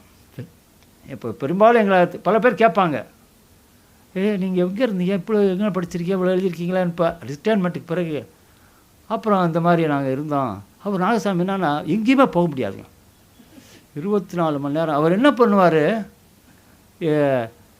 எல்லோரும் அந்த ஃபெஸ்டிவல் தீபாவளி வரும், பொங்கல் வரும், அப்போ ரெடியானாங்கன்னா பெட்டியை கட்டி ரெடியாக இருப்போம். இருக்க சமயத்தில் அன்றைக்கி சாயந்தரம் 4:45 இருக்கும். எப்போவுமே அவர் 5 மணி போல் தான் ஆஃபீஸ் முடியும் போது தான் கூப்பிட்டு விடுவார். அதனால் நாங்கள் ரெடியாக இருப்போம். அப்போ வந்து கூப்பிட்டு விடுவார், எல்லோரும் போவோம். அந்த ஒரு 2-3 பேர் வச்சுருக்காரு. அவர் வந்து இவங்க சொன்னால் செய்வாங்க, எதையும் தட்ட மாட்டாங்கன்னு. அதில் நானும் ஒருத்தன். அவங்கெல்லாம் பண்டிகை கொண்டாட போகட்டும், நமக்கு அது வேண்டாம், நம்ம காஞ்சிபுரத்துக்கு போவோம் அப்படின்னு. அந்த லீவு எப்போயெல்லாம் வருதோ, பண்டிகை எப்போயெல்லாம் வருதோ, அப்போ ஃபீல்டு ஒர்க், அப்போ ஆராய்ச்சி. டிபார்ட்மெண்ட்டில் அப்புறம் கொஞ்சம் ஒரு 3 வருஷம் இங்கே வேலை பார்த்தேன். அப்புறம் 3-4 வருஷம் வேலை பார்த்தது சென்னை தான். ஆனால் வந்து தமிழ்நாடு முழுக்க நாங்கள் ஒரு ஸ்ரீதர் இருக்கார். எங்கே வேலை நடந்தாலும் நாங்கள் தான் போவோம், எங்கே வேலை நடந்தாலும் நாங்கள் தான் போவோம். அப்புறம் வந்து பார்த்திங்கன்னா அவருடைய பீரியடில் ஒரு இதெல்லாம் வெங்கையா போன்றவர்கள் வந்து கஷ்டப்பட்டதை விட பட்டதை போன்று நாங்கள்லாம் ஒரு துளி கூட கஷ்டப்பட்டுருக்க மாட்டோம். அதெல்லாம் அவ்வளவு அவங்களாம் பெரிய அந்த காலத்தில் செஞ்சாங்க. எங்களுக்கும் அந்த மாதிரி அந்த நாங்கள் டிரான்சிஷனல் பீரியடு அதிலேருந்து மாறுகின்ற காலத்தில் இப்போ சிட்டி பஸ்லாம் அதிகம் கிடையாது, மினி பஸ் கிடையாது. அப்போ வந்து பார்த்திங்கன்னா முதல்ல வந்து சர்வே வந்து தருமபுரி ஏரியா தான். எப்படி உங்களுக்கு தெரியும், தருமபுரியில் எங்கேயுமே வந்து அந்த சாப்பாடும் கிடைக்காது, காலையில் போனால் சாயந்தரம் வரைக்கும். அதில் என்ன பண்ண, எங்களுக்கு ஒரு ஆர்டர் போட்டாங்க. எபிகிராஃபிஸ்ட் சென்னையில் என்ன வேலை எபிகிராஃபிஸ்ட்டுக்கு, அவன் வந்து கிராமத்தில் தானே இருக்க வேண்டியது அப்படின்னு ஒரு ஆல்வேஸ் ஆன் மூவ் அப்படின்னு ஒரு ஆர்டர் போட்டாங்க. ஒரு வில்லேஜுக்கு போனால் நம்ம எப்படியும் ஒரு இடத்துல தங்கிட்டு 4 இடத்துக்கு அப்படித்தானே திரும்ப முடியும். இவர் ஒரு வில்லேஜுக்காக நீங்கள் பாட்டு போயிட்டே இருங்க அப்படின்னு ஆல்வேஸ் ஆன் மூவ்னு ஒரு ஆர்டரை போட்டு அனுப்பிச்சி விட்டாங்க. அப்போ பார்த்தீங்கன்னா அங்கே தருமபுரியில் அப்போ அந்த பல லாட்ஜெல்லாம் அப்போல்லாம் கிடையாது, அந்த வசதியெல்லாம் கிடையாது. அந்த வில்லேஜில் தங்கிட்டு ஒரு நாளைக்கு 40 கிலோமீட்டர் சைக்கிளில் போவோம். காலையில் சாப்பிட்டுட்டு அந்த டீ கடையில் சாப்பிட்டு சாயந்தரம் தான் வருவான். இதில் என்ன ஒரு சிறப்புனா, எங்கேயாவது ஒரு வட்ட எழுத்து கல்வெட்டு கிடைக்கும், ஒரு நடுகள் கிடைக்கும். அவன் வந்து ஒரு பல்லவர் காலத்து நடுகள் இருக்கும், அதை படிக்கிறதுக்கு ஆள் இருக்காது. அந்த கிராமத்தில் அது போய் நாங்கள் போய் காப்பி பண்ணி இதை படித்து சொன்னோன்னே அந்த கிராம மக்களுக்கு இருக்கக்கூடிய சந்தோஷம் உண்மையில் அளவு கிடந்த ஒரு சந்தோஷம். அப்போ தான் எங்களுக்கு சாப்பாடும் கிடைக்கும். சார் உங்களுக்கு சாப்பாடு ரெடி ஆகிடுச்சு, மத்தியானம் சாப்பிட்டுட்டு போயிருங்க அப்படின்னு சொல்லலாம். அப்போ வந்து நாங்கள் வந்து ஒரு நிலைப்படை மாதிரி நான் ஸ்ரீதர்கிட்ட பல நேரத்தில் சொல்லுவேன், எப்போவுமே ஸ்ரீதர் ரெடியாக இருங்க, எந்த நேரத்தில் ஆர்டர் வரும். நீங்கள் வந்து சேமப்படை மாதிரி, அதாவது இந்த ரிசர்வ் போலீஸ்ன்னு இருக்கும்ல, அதே மாதிரி தான் எங்கள் டிபார்ட்மெண்ட்டில். அவருடைய காலத்தில் நான் பெருமையாக நான் இது அனுபவமாக தான் எடுத்துக்கிறேன். அப்போ மதுரைக்கு எனக்கு நல்ல வேலைக்கு எங்கள் பகுதியிலே ஆராய்ச்சி செய்யக்கூடிய வாய்ப்பு மதுரைக்கு ஆர்டர் போட்டார். அங்கே போனோம். எப்போ பார்த்திங்கனாலும் ஏதாவது வேலை எங்கே இருந்தாலும் தமிழ்நாட்டில் வந்து எங்களை தான் அனுப்புவார். எப்போ அனுப்புவார்னா நாங்கள் அதெல்லாம் கரெக்டாக தெரியும், அவருடைய இதெல்லாம் கரெக்டாக எங்களுக்கு தெரியும். ஆஃபீஸ் முடியும் போது 5 மணி அப்போ தான் கரெக்டாக ஃபோன் வரும். அது ஃபோனை கேட்டு ஃபோன் வருதா இல்லையான்னு பார்த்துக்கிட்டு தான் போவோம். கரெக்டாக எதிர்பார்த்த மாதிரி ஃபோன் வரும். ஃபோன் எடுத்தவொடனே சார் வணக்கம் சார். அப்போ கூட நாங்கள் உட்காந்துக்கிட்டு பேச மாட்டோம், நின்றுக்கிட்டு தான் பேசுவோம். மதுரையில் இருந்துக்கிட்டு சென்னையில் காலை ரிசீவ் அவ்வளவு எங்களுக்கு ஒரு பயங்கரந்த மரியாதை ஒரு மேலே. ஒன்றும் பேச காலையில் ஆஃபீஸுக்கு வந்துடுங்க அப்படின்னு சொல்லுவார். ஃபோன் வச்சுருவார். ஒன்று ஃபோன் ஒன்று முடிஞ்சு போச்சு. எந்த ஆஃபீஸுக்கு வர்றது எங்களுக்கு தெரியும், சென்னை ஆஃபீஸ் தான் வர சொல்கிறாரு. ஃபோனை வச்சுருவார். அப்புறம் என்ன நீங்கள் அப்போ ரிசர்வேஷன் கிடையாது. இப்போ எங்களுக்கு சார் நம்ம ரவி சார் சங்கர், எனக்குலாம் ஆச்சரியமாக இருந்தது அதெல்லாம். எனக்கு இந்த இங்கே இந்த அவார்டு வாங்குறதுக்கு வர்றதுக்கு முன்னாடியே சார் உங்களுக்கு இந்த இடத்துல ரிசர்வ் பண்ணிட்டேன், மறுநாள் போகிறதுக்கு ரிசர்வ் பண்ணிட்டேன், ஐஏ எக்ஸ்பிரஸ் இங்கேருந்து போகாதனால உங்களுக்கு வந்தே மாதத்துலேயும் உங்களுக்கு ரிசர்வ் பண்ணியிருக்கேன் சார் அப்படின்றார். உங்களுக்கு லாட்ஜில் தங்க வச்சுட்டேன்னு அதை பற்றி அவர் கவலைப்பட மாட்டார். பர்சனல் வாழ்க்கையை பற்றி கேட்கவும் மாட்டார். அவர் பெரும்பாலும் கேட்க மாட்டாருங்க. கரெக்டாக காலையில் 10 மணிக்கு சார் வணக்கம் சார், குட் மார்னிங் சார் போய் அப்படி நிற்போம். வந்துட்டிங்களா அவ்வளோ அப்படிச்சு. அது மாதிரி அப்புறம் வேலைகளை பார்ப்போம். அவர் என்ன சொல்கிறாரோ அந்த இது 2-3 அது எக்ஸ்பீரியன்ஸ் சொல்கிறேன். எதுக்கும் எப்பவும் தயாராக இருக்கணும். ஒரு நாள் வந்து மதுரைக்கு வந்தார். மதுரைக்கு வந்து நம்ம சரி எஸ்கேவேஷன், அப்போ கோலம்பட்டில் எஸ்கேவேஷன் நடந்துக்கிட்டு இருந்தது. அதில் பார்ட்டிசிபேட் முடிய போகுது. சரி வாங்க தொண்டி வரையும் போகலாம் அப்படின்னு தொண்டிக்கு கூட்டிகிட்டு போனார் ஜீப்பில். இப்போ ஜீப் இருந்தது. நான் சந்திரமூர்த்தின்னு ஒரு ஆஃபீஸர் 2 பேர் எல்லாம். தொண்டி அங்கே 115 கிலோமீட்ரு அந்த கடற்கரை பட்டணம். அங்கே போய் இதெல்லாம் சுற்றி பார்த்தோம். தொண்டியம்மன் கோயில் மேடு எல்லாம் பார்த்துட்டு என்ன சொன்னார், சாயந்தரம் எல்லாம் பார்த்து நல்லா இருக்குது இந்த இடத்துல சார், நம்ம எஸ்கேவேட் பண்ணணும் அப்படின்னு. சாயந்தரம் 5 மணி ஆயிடுச்சு. திரும்ப மதுரைக்கு போகிறவங்க தான் நம்ம நினச்சிக்கிட்டு இருக்கோம். நீங்கள் இறங்குங்க அப்படின்னாரு. என்னையும் ஒரு அட்டெண்டர், அவர் 2 பேர் இருந்து இந்த எஸ்கேவேஷனுக்கு நீ எக்ஸ்ப்ளோரேஷன்லாம் பண்ணி இங்கேயே தங்கி அது வேலையை பாருங்கன்னு இறக்கி விட்டு வந்துட்டார். 5 மணிக்கு அது போட்ட சட்டையோடு நிற்கிறான். வேறு ஒன்றுமே இல்லைங்க. அப்புறம் அந்த ஊரில் போய் அந்த ஆஃபீஸுகளை கேட்டுக்கிட்டு ஏதோ ஒரு பஞ்சாயத்து ஒன்று ஆஃபீஸில் தங்கி ராத்திரி படுத்துட்டு மறுநாள் வந்து சரி அது ஒரு அன்அஃபீஸாக சில செய்வோம்ல, உடனே மதுரைக்கு வந்து வேணுங்கிறதெல்லாம் எடுத்துக்கிட்டு எல்லாம் போய் அப்புறம் அங்கே இருந்தோம். அந்த மாதிரி தான். ஆனால் நல்ல வாய்ப்புகள். அதாவது நான் பிஹெச்டி டிபார்ட்மெண்ட்டில் இருக்கும்போது தான் பண்ணேன். அதான் நம்பிக்கைன்னு அவருக்கு வந்து அவர் எதுவுமே கேட்க மாட்டார். யாரோ ரிப்போர்ட் போய் சொன்னாங்கன்னு வச்சுங்க, அவரை பற்றி தெரியும் நீ போங்கன்றார். அது மாதிரி எந்த விஷயத்தையும் வந்து நல்லது இவருக்கு செய்யணும் அப்படிங்கிற மனசில் வெளிப்படையாக சொல்ல மாட்டார். நம்ம முன்னாடி இப்போ இந்த காலத்துக்காரன் புகழ்ந்து பேசுகிறாங்க, அப்படி பேசவே மாட்டாங்க. ப்ரொஃபஸர்ஸு அவங்களும் கிடையாது. நம்ம இல்லாத நேரத்தில் இன்னொருத்தர் சொல்லுவாங்க. அந்த மாதிரி ஒரு கேரக்டர் அவங்க. அப்போ நம்ம அப்பயும் பாருங்கள், அப்போ நான் மியூசியம் க்யூரேட்டராக இருக்கேன். அப்போ வந்து இதில் ஒரு ஃபெஸ்டிவல் ஆஃப் இந்தியான்னு லண்டனில் ஒரு ஃபெஸ்டிவல் நடந்தது. அப்போது ஸ்கல்ப்சர் இங்கேருந்து அனுப்புகிறோம். அப்போ நேஷ்னல் மியூசியம் டெல்லிக்கு போய் தான் போகணும். அப்போ நான் போயிருந்தேன். அது சம்மந்தமாக நான் மதுரைக்கு சென்னைக்கு வந்திருந்தேன். சென்னைக்கு வந்திருக்க போது எல்லாம் வேலையெல்லாம் பார்த்துட்டு அப்போ வந்து நேஷ்னல் மியூசியத்துலேருந்து ஒரு ஃபோன் வந்தது. அப்போது ஒரு கோர்ஸ் நடந்துக்கிட்டு இருந்தது, இந்த மியூசியாலஜி பற்றி ஒரு கோர்ஸ் வந்தது. உடனே அந்த பானர்ஜியில் கேட்டார், இந்த மாதிரி எங்கள் ஆஃபீஸர் ஒருத்தர் இருக்கார், அவருக்கு ட்ரைனிங் நீங்கள் கொடுக்கணும், அந்த கோர்ஸை சேர்த்துக்கணும், வாங்க உடனே வாங்கண்ணே. உடனே என்ன சொன்னார், அதே தான் அந்த ஆர்டர் தான், நீங்கள் டெல்லிக்கு ஏறி போங்கன்னு. மறுநாள் நாம் அன்னைக்கு ரிசர்வ் பண்ணாமல் ஜிடி எக்ஸ்பிரஸில் அன்ரிசர்வில் உட்காந்து டெல்லிக்கு போனீங்க. போய் அங்கே ஒன்றும் தெரியாது, அதாவது அப்போ எல்லாம் ஹிந்தியும் தெரியாது, ஒன்றுமே தெரியாது. ஆனால் எனக்கு அதில் கிடைச்ச ஒரு டேர்னிங் பாயிண்ட் என்னென்னா, மிகப்பெரிய பேராசிரியர், மிகப்பெரிய ஹிஸ்டாரியன்ஸு, மிகப்பெரிய ஆர்ட் ஹிஸ்டாரியன் சிவராமூர்த்தி அங்கே கிளாஸ் எடுத்தார். அதை விட நமக்கு என்ன வேணுங்க. சிவராமூர்த்தி, பானர்ஜி, பிஸ்ட்டு, அந்த சென்ட்ரல் ஆர்கியாலஜியோட அந்த ஆஃபீஸ் பக்கத்திலே இருக்குது. அங்கே நம்ம கேவி சவுந்தரராஜெல்லாம் அங்கே தான் ஒர்க் பண்ணுறாரு. அவரெல்லாம் சொல்லிவிடுவார், என்னென்ன நீ செய்யணும் அப்படிங்கிறதெல்லாம் சொல்லிடுவார், போய் பாருங்கள் அப்படின்னு சொல்லுவார். அந்த மாதிரி வாய்ப்புகள் வந்து நிறைய எங்களுக்கு கொடுத்தாரு, நிறைய வேலைகள் வாங்கினார். அதனால தான் நாங்கள் வெறும் கல்வெட்டு மட்டும் இல்லை, ஒரு கோயில் போனால் கல்வெட்டு மட்டும் இல்லை, அங்கே இருக்க அழகான சிலைகள் இருக்கிறது, கட்டடக்கலை இருக்கிறது, பிரான்சஸ் இருக்குது.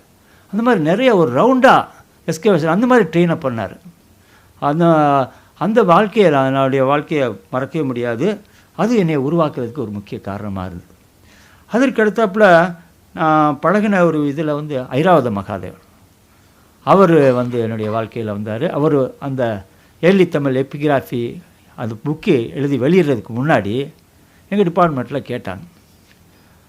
இன்னொன்று சொல்லிடுறேன், இந்த டிபார்ட்மெண்ட்டில் அந்த நேரத்தில் வெளியே எங்கேயும் போக முடியாது. இங்கேயும் யாரோடைய வெளி கான்டாக்ட் இருக்காது, வெளியே போய் செமினாரில் பார்ட்டிசிபேட் பண்ண முடியாது, வெளியே ஒரு ஒரு பொது வெளியில் போய் கலந்து கொள்ள முடியாது. அதனால தான் நான் கரந்துரை வாழ்க்கைன்னு சொன்னேன்.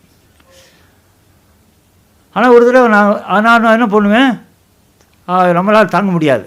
அதனால் எப்படியா தெரியாமல் எங்கேயாவது மைசூருக்கோ எங்கேயாவது அந்த இந்தியன் எபிகிராஃபி அந்த சொசைட்டி இதுக்கோ இந்தியன் ஹிஸ்ட்ரி காங்கிரஸோ போயிட்டு வந்துடுவேன். அப்போ ஒரு தடவை மைசூருக்கு போயிட்டு வந்தேன், அந்த எபிகிராஃபி சொசைட்டி காங்கிரஸ். அங்கே இருக்கக்கூடிய அந்த சீஃப் எபிகிராஃபிஸ்ட்டு சென்னைக்கு வந்தபோது என்னை பற்றி பெருமையாக சொல்லிட்டார் அவர்கிட்ட. உங்கள் ஆட்டில் வரமாட்டானா ஒருத்தர் வந்தாருங்க, ரொம்ப நல்லா பாராட்டணும் அவரை அப்படி இப்படின்னு சொல்லிட்டாரு. அப்படியான்னு கேட்டுக்கிட்டு அப்புறம் ஒரு மெமோ வாங்கினேன். எப்படா நீ வந்து யாரை கேட்டு ஹெட் குவார்ட்டர்ஸை விட்டு வெளியே போனேன், ஏன் போனேன்? அப்புறம் அதுக்கு ஒரு பதில் எழுதிச்சு, அது ஒன்றும் இல்லை, அது சொல்கிறேன். அந்த மாதிரியெல்லாம் அதனால தான் எங்களால் வெளியே வர முடியலை. ஆனால் அந்த டிபார்ட்மெண்ட்டோடைய அந்த 33 வருஷத்தில் பெற்ற அனுபவம் இருக்குது பாருங்கள், அது எப்பவுமே மறக்க முடியாத ஒரு அற்புதமான அனுபவம். அதை விட்டு வெளியே இதை நான் சொல்லிடுறேன். அப்படி வேலை பார்த்துக்கிட்டு இருக்கும்போது நடன காசிதானந்தர் தான், அவர் தான் இதாக இருந்தார், டைரக்டர் அடுத்த வந்தார். அப்போ மகாதேவன், உங்கள் டிபார்ட்மெண்ட்டில் இருக்கக்கூடிய எபிகிராஃபிஸ்ட் யாராவது நீங்கள் எனக்கு உதவி செய்கிறதுக்கு அனுப்புன்னு சொன்னபோது மகாதேவன் வந்தார். அப்போ அந்த புக் எழுதுறதுக்காக எங்களை திருப்பமட்டத்தை என்னை கூட்டிகிட்டு போனார். அதாவது எங்களை என்னை பொறுத்தளவில் அந்த பீரியடில் 75, 76 எனக்கு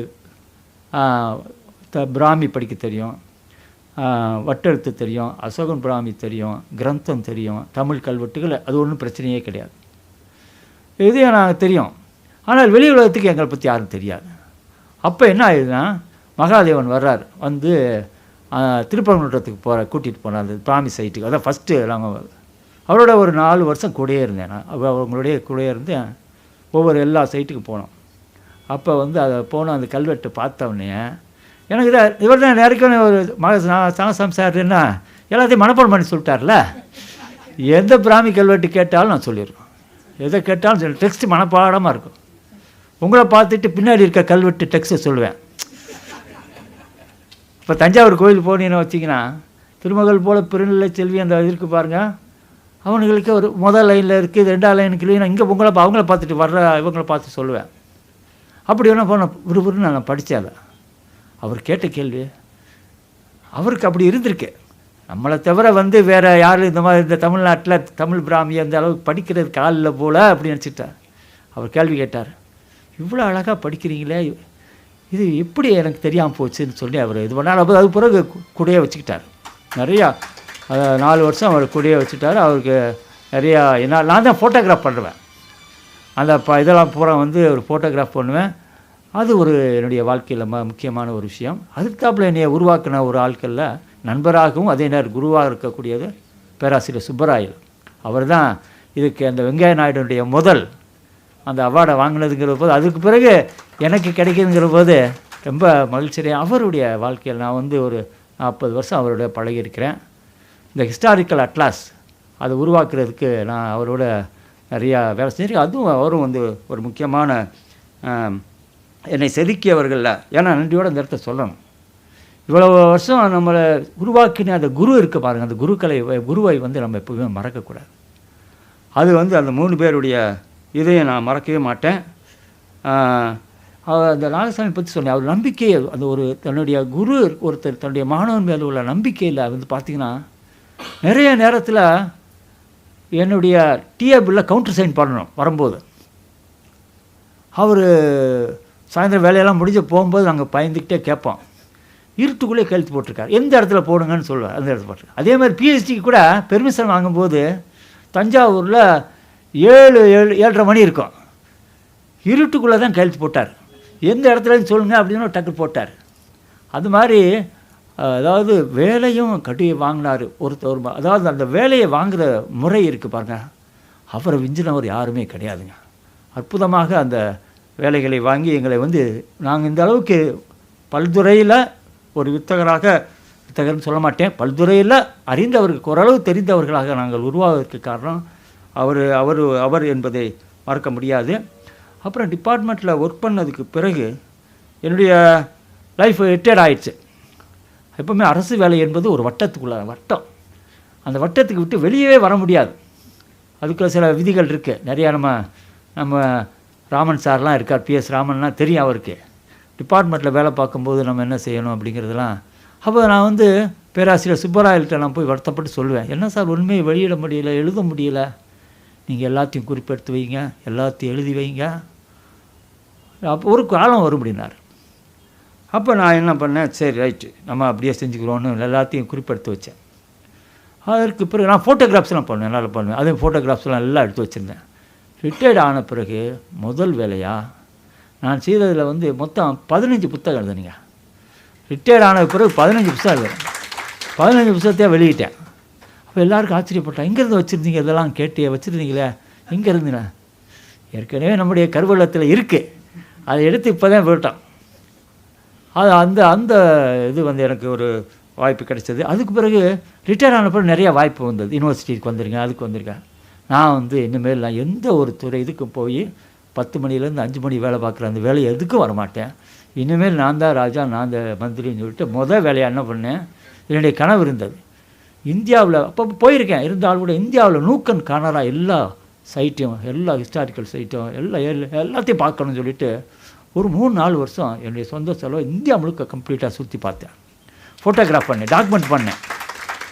அதே மாதிரி வந்து அடுத்த ஒரு 3 வருஷம் வந்து கம்ப்ளீட்டாக வேர்ல்டு முழுக்க எது முக்கியமான கண்ட்ரியோ, ஈஜிப்டிலேருந்து, டர்க்கியிலேருந்து, கிரீஸ்லேருந்து, சைனாவிலேருந்து எல்லா கண்ட்ரியும் ஒரு 24 கண்ட்ரி போய் அங்கேயும் முக்கியமான இடங்கள் இடத்துல என்கிட்ட பார்த்தீங்கன்னா ஒரு 1,00,000 படங்களுக்கு மேலே நான் ஹார்ட்லிக்ஸாக வச்சுருக்கேன். அதனால் என்னுடைய வாழ்க்கை அப்படியே நான் வந்து இந்த ஒரு இதில் இன்னொரு விஷயம் செஞ்சேன். சாருக்கும் எனக்கும் சேவாலயாருக்கும் தொடர்பு இல்லைன்னு சொல்லாங்க சார். இருக்குது சார் நிறையா. அதுக்கு காரணம் எங்கள் வீடே வந்து அந்த மதுரையில் இருக்க சேவாலயத்துக்கு பக்கத்தில் சார் எங்கள் வீடு. ஆனால் நான் அந்த ரிட்டையர் ஆன பிறகு நான் யாருக்கிட்டேயும் போகல. அப்போ வந்து தான மரக்கட்டளைன்னு ஒரு அமைப்பு இருக்குது, அது ஒரு தொண்டு நிறுவனம். நான் அதில் போய் என்ன பண்ணேன், அவங்க கேட்டுக்கிட்டாங்க, நீ வந்து எவ்வளவோ விஷயங்கள் செஞ்சுருக்கீங்க, ஆனால் இந்த பொதுமக்களுக்காக மக்களுக்காக தொண்டு செய்யணும் அதில் சொல்லும்போது ஹெரிட்டேஜ் டூரிசம் என்ற பேரில் அவங்க ஒரு அமைப்பு வச்சுருக்காங்க. அப்போ நாங்கள் முக்கியமாக செய்தது ஒரு 13 வருஷம், அதாவது ஒரு குறிப்பிட்ட நாட்கள் மதுரையிலேருந்து கூட்டிகிட்டு போகிறதுங்கிறது வேறு. ஆனால் தமிழ்நாடு முழுக்க அவங்களுக்கு கிளைகள் இருக்குது. ஒவ்வொரு மாதமும் 2வது ஞாயிற்றுக்கிழமை ஒரு கிராமத்துக்கு போய் அந்த கிராமத்து மக்களுக்கே, அங்கே டேபிள் சேர்லாம் இருக்காது, டேபிள் சேர்லாம் போட மாட்டோம், ஒரு மரத்தடியிலையோ ஒரு மண்டபத்திலேயோ உட்காந்துக்கிட்டு அந்த கிராமத்துக்காரங்களுக்கு அந்த கிராமத்தினுடைய வரலாறையும் பண்பாட்டையும் எடுத்து சொல்கிறது அப்படிங்கிறது பார்த்திங்கன்னா ஏறத்தாழ 300 கூட்டத்துக்கு மேலே நான் வந்து நடத்தியிருக்கேன். 300 கூட்டத்துக்கு மேலே நடத்தியிருக்கேன். ஒவ்வொரு நாளையும் வந்து அந்த இதை ஒரு ப்ரோச்சர் தயார் பண்ணுவோம் 2 பக்கத்தில். அது முக்கியமானது. அதை வந்து டைப் பண்ணி ஜெராக்ஸ் பண்ணி அவங்களுக்கு கொடுத்து வந்துடுவோம்.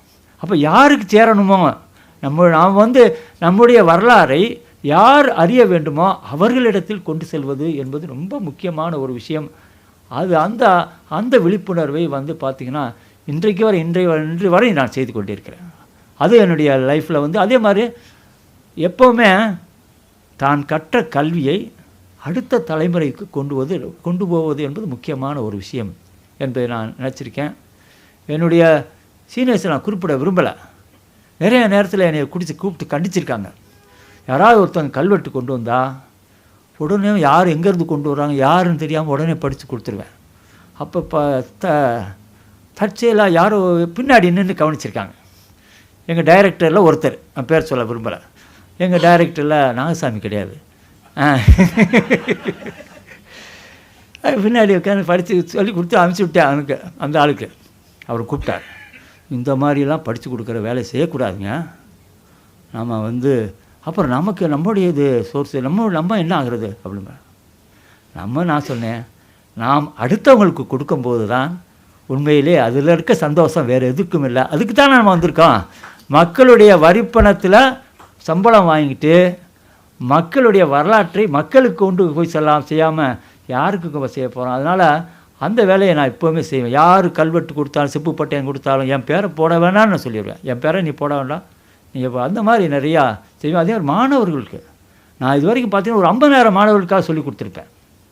அது கூட வந்து பார்த்திங்கன்னா நான் இதுக்கு விளம்பரப்படுத்திக்கல, எப்போயுமே நான் விளம்பரப்படுத்திக்கல. எளிமையாக ஒரு 50,000 நேரத்துக்கு நான் சொல்லி கொடுத்துருக்கேன். அதுவே இலங்கையில் 10 வருஷம் சொல்லி கொடுத்துருக்கேன்.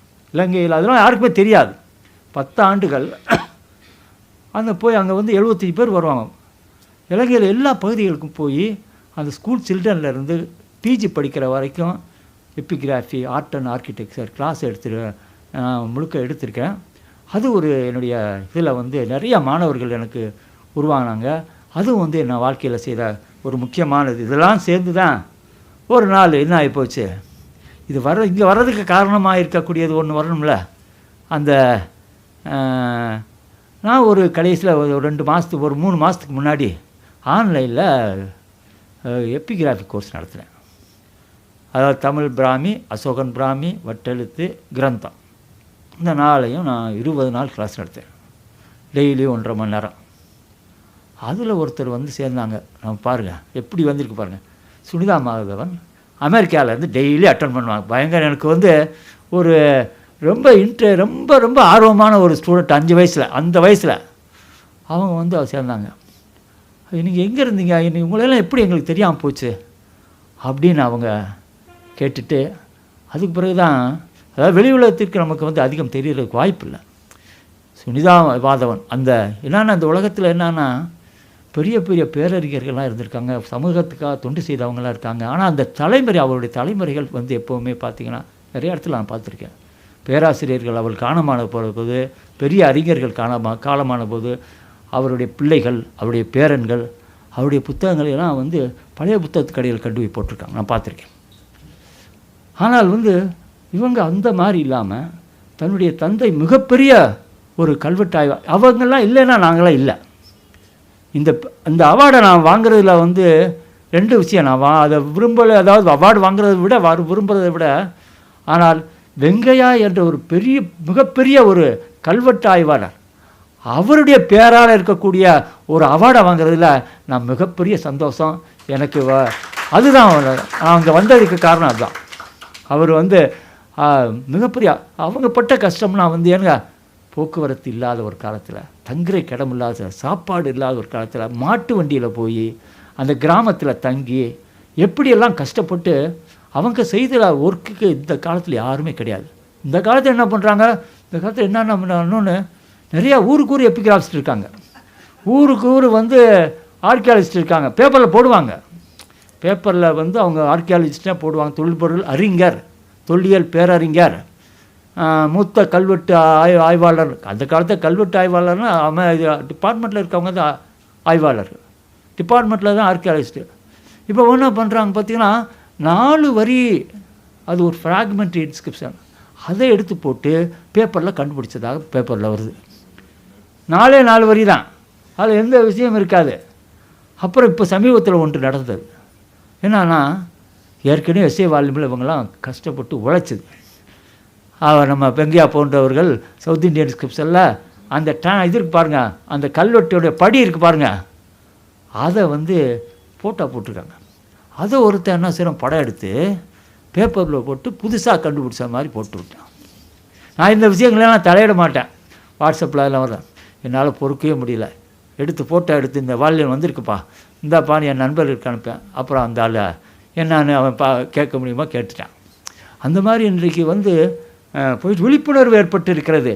ஆனால் அது வந்து ஜெனுவினாக இல்லை, அதுதான் பெரிய விஷயம். அவங்க மாதிரி ஒரு டெடிக்கேட்டிவாக, அதாவது பன்மொழி புலமை படைத்தவர்களாக இருந்திருக்காங்க. அதுதான் ஒரு மிகப்பெரிய விஷயம். அவருடைய சவுத் இந்தியன் இன்ஸ்கிரிப்ஷன் வால்யூம் 2 இருக்குது பாருங்கள், வால்யூம் 2 அல்லது வால்யூம் 1 அது மாதிரி எடிட் பண்ணி வெளியிடுறதுக்கு இன்றைக்கு ஆளே கிடையாதுங்க.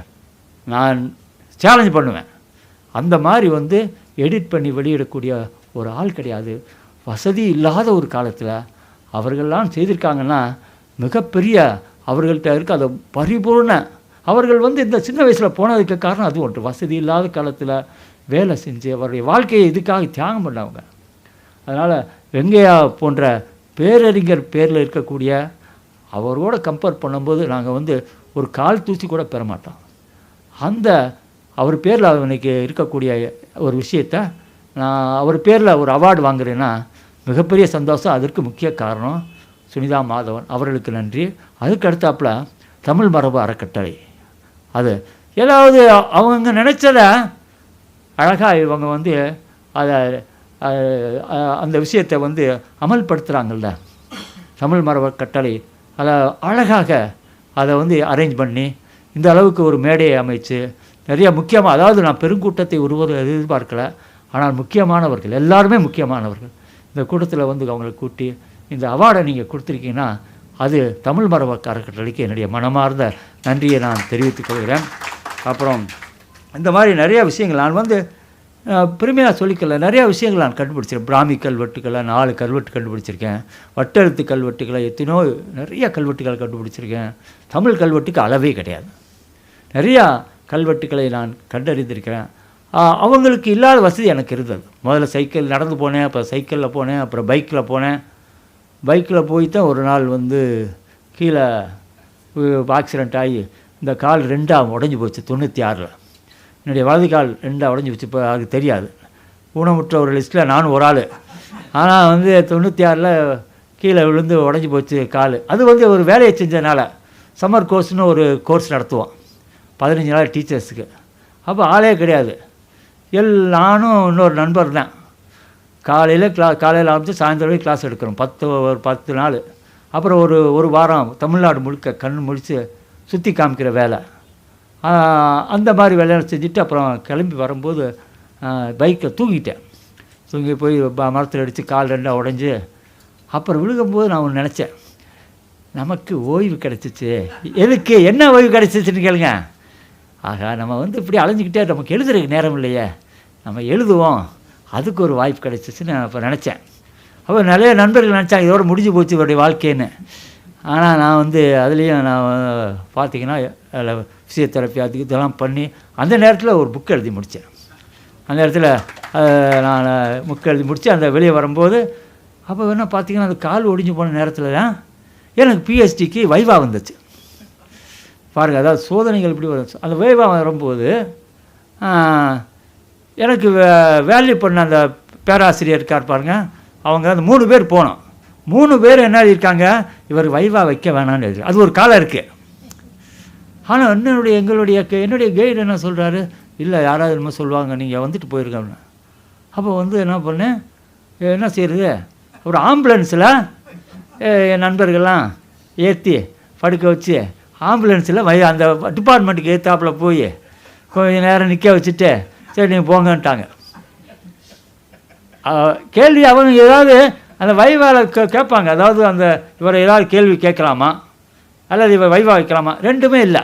வைவா வைக்க வேண்டாம், கேள்வியும் இல்லை. அப்புறம் என்ன செய்கிறது, போய் நின்றுட்டு என்னுடைய கைடுடைய விருப்பத்தை வெளியே நின்றுட்டு அப்புறம் வந்தேன்.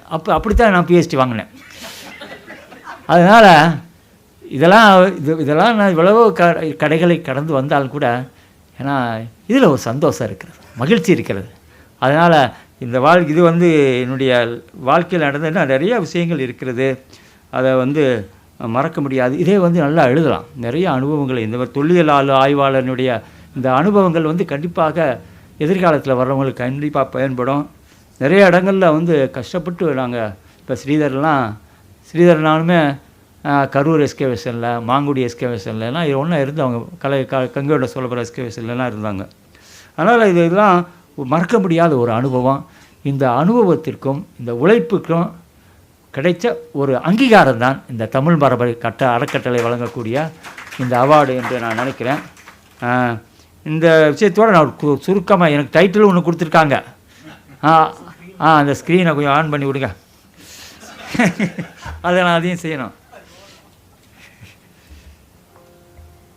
லைட் வந்துடுச்சுங்க, அது இல்லை, இந்த லைட் ஆஃப் பண்ணிட்டா போதும். ரைட்டுங்க.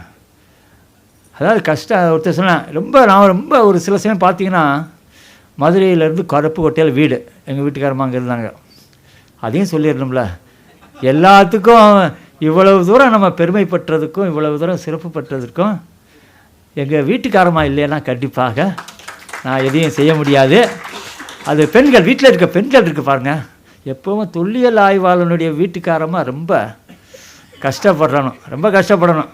நாங்கள்லாம் வந்து கல்யாணம் ஆன புதுசில் இன்றைக்கி சாயந்தரம் ரெடியாக 5 மணிக்கு எப்போ வேணும் கேம்ப் போய்கிட்டே இருக்கிற ஆளுக்கு தானே. மாதத்தில் 10 நாள் 15 நாள் வீட்டில் இருக்க மாட்டோம். இன்றைக்கி சாயந்தரம் 5 மணிக்கு வந்துடுறான். வந்தவுடனே நம்ம போயிடலாம். ஏன்னா அவங்களுக்கு எங்கே கூப்பிட்டு போகிறோம், அவங்களுக்கு கூப்பிட்டு போகிறது அதுக்கு அந்த ப்ரோக்ராம் கூட்டிகிட்டு போய் நீங்கள் ரெடியாக 5 மணிக்கு இருங்கண்ணா. 5 மணிக்கு 4 அந்த எஸ்கே அந்த இதெல்லாம் போய் எல்லாம் ஆராய்ச்சி பண்ணும்போது அதெல்லாம் பார்த்தீங்கன்னா சோதனையாக 4 மணிக்கு தான் ஏதாவது புதுசாக கிடைக்கும். எப்படிங்க அந்த இடத்த விட்டு வர்றது? அதனால் எல்லாத்தையும் எழுதி முடிச்சுட்டு அது வரும்போது அவங்க பார்ப்பாங்க 5 மணி ஆகும், 6 மணி ஆகும், 7 மணி ஆகிடும், 8 மணி ஆகிடும். கடைசியில் ஒரு 10 மணிக்கு அவங்க பிள்ளைகள்லாம் படுத்த பிறகு அவங்க மட்டும் சூடாக உட்காந்துருப்பாங்க வாசலில். வீட்டுக்கு போகணும். அந்த மாதிரி அது வந்து முதல்ல கஷ்டமாக இருந்துச்சு, அப்புறம் பழகி போயிடுச்சு.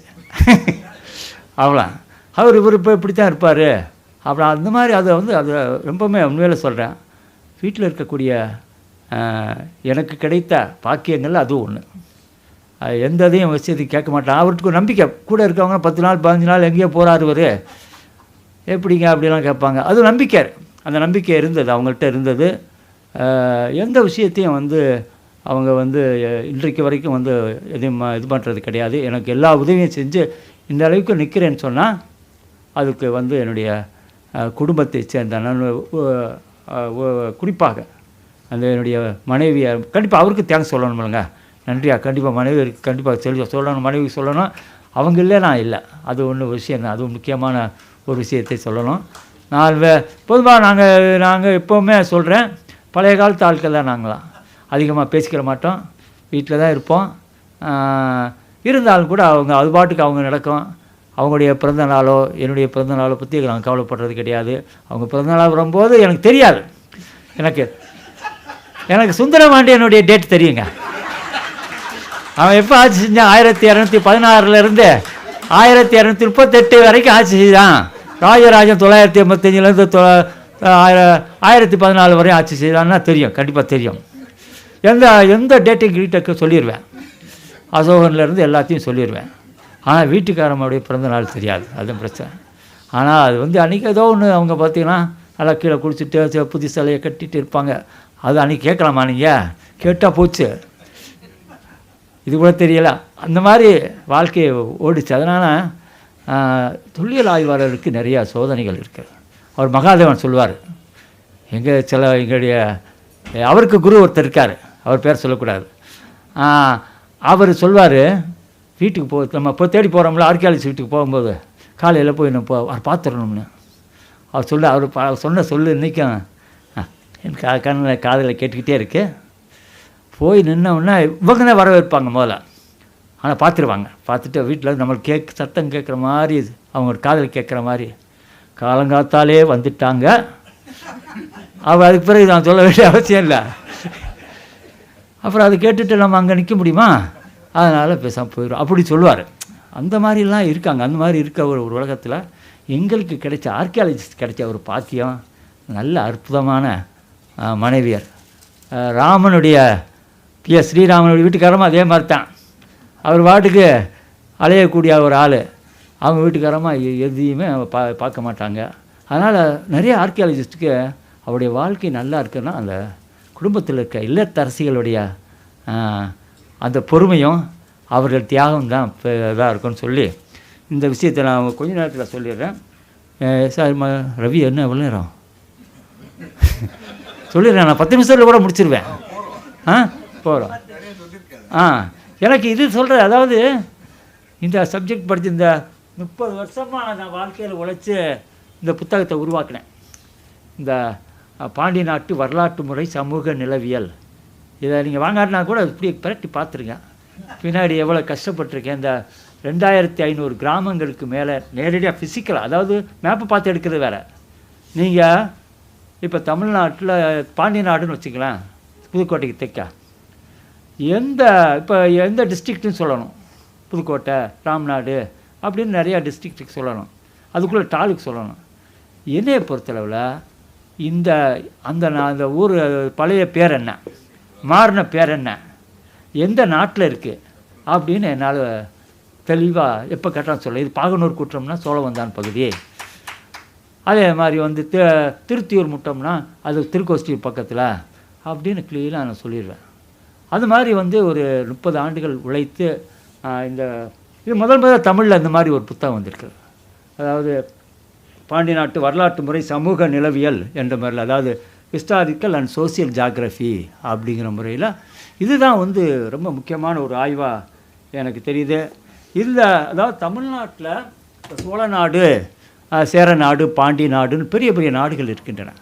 ஆனால் அந்த நாடுகளுக்கு உள்நாடுகள் என்று சொல்லக்கூடிய என்ன சொல்லுவாங்க, கூற்றம், நாடு, முட்டம், அதாவது முட்டம் என்று குலக்கீழ் என்று சொல்லக்கூடிய பல சப்டிவிஷன்ஸ் இருக்குது. ஆனால் இந்த சப்டிவிஷன்ஸ் வந்து பாண்டி நாட்டில் பார்த்திங்கன்னா 152 நாடுகள் இருக்குது.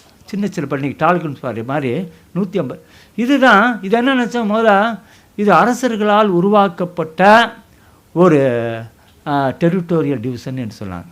முதல் சுப்பராயல சார் தான் இது அப்படி கிடையாது, இது ஒரு இனமரபு வட்டாரம், இது எத்னிக் யூனிட், இது வேளாண் சமூக குடிகள் ஒன்றாக இணைந்து உருவாக்கிய ஒரு பகுதின்னு அவர் தான் சொன்னார். அதுக்கு பிறகு அவர் வந்து ஒர்க் பண்ணார், சோழ நாடை பண்ணார், பொலிட்டிக்கல் ஜியாகிரஃபி சோழா கண்ட்ரின்னு அவர் பண்ணார். அந்த நேரத்தில் எனக்கு ஒரு ஆசை. அப்போ அதுலேருந்து ஆரம்பித்து ஒரு 30 வருஷம் பாண்டிய நாட்டினுடைய எல்லா பகுதிகளுக்கும் நூக்கன் காணராக போய் ஒவ்வொரு ஊர்லேயும், அப்புறம் ஜிபிஎஸ் வந்து அந்த ஈஸியாக வந்து ஜிபிஎஸ் அப்போ கருவி இப்போ செல்லுலேயே வந்துடுச்சு, செல்லுலேயே இன்றைக்கி ஜிபிஎஸ் எடுத்துடலாம். அது மாதிரி ஜிபிஎஸ் எல்லாம் குறித்து அந்த மேப்பெல்லாம் போட்டு ஒரு இதில் பார்த்தீங்கன்னா ஒரு 20-30 மேப் இருக்குது. அந்த கலர் மேப் நான் போட்டிருக்கேன். அதை வந்து 22 இதாக சப்டிவிஷனாக பிரித்து அதை ஃப்ரெஞ்ச் இன்ஸ்டியூட் ஆஃப் இண்டாலஜியில் அங்கே தனியாக அவங்க ஒரு லேபாக இருக்குது. அதில் தான் ஃபைனலாக நான் மேப்பெல்லாம் போட்டு நான் வெளியிட்டேன். அதை வந்து வெளியிட்டேன். இப்போ நீங்கள் பார்த்தீங்கன்னா இப்போ இந்த பாண்டிய நாடு, இந்த சவுத் இந்தியாவில் இப்படி தான் பெரிய நாடுகள் பாண்டிய நாடு, சோழ நாடு, கொங்கு நாடு என்று சொல்லக்கூடிய இந்த சப்டிவிஷன்ஸ் இருந்திருக்கிறது. இதுக்கு கீழே முதல்ல எப்போ இந்த இனமரபு வட்டாரங்கள் என்று சொல்லக்கூடிய சிறிய உள்நாட்டு பிரிவுகள், குறுநாடுகள் எப்போ வந்தது? சங்க காலத்தில் இது இல்லை. ஒரு 300 AD வரைக்கும் இல்லை. அதற்கு பிறகு தான் இது உருவாகிறது. அப்போ வந்து சங்க இலக்கியத்தில் பார்த்தீங்கன்னா ஒரு பெரிய நாடு, அதற்கு கீழே அடுத்த சப்டிவிஷன்னா ஊர் தான். அதற்கு ஊருக்குள்ளே வந்து குடிங்கிற பெயரில் வருது. அப்போ வந்து பார்த்தீங்கன்னா இப்போ பாரியோட நாடுன்னு சொன்னால் அது 300 ஊர்த்தே தன்பரம்பு நன்னாடு என்று இலக்கியத்தில் வருகிறது. அதனால் அவங்க பொறுத்தளவில் பெரிய நாடு சோழ நாடு, அதற்கு கீழே வந்து ஊர், அதற்கு கீழே குடி, இதுதான் இருந்தது.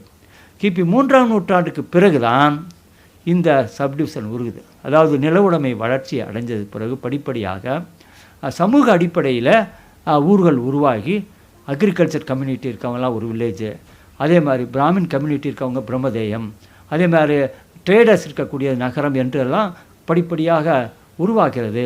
அப்போ வந்து சங்க இலக்கியத்தினுடைய அந்த அடிக்குறிப்பை வந்து அந்த சங்க இலக்கியத்தினுடைய பாட்டுகளையெல்லாம் 3rd century AD அளவு பின்னாடி தான் அதை கம்பைல் பண்ணி அதை வந்து தொகுதியாக போடுறாங்க.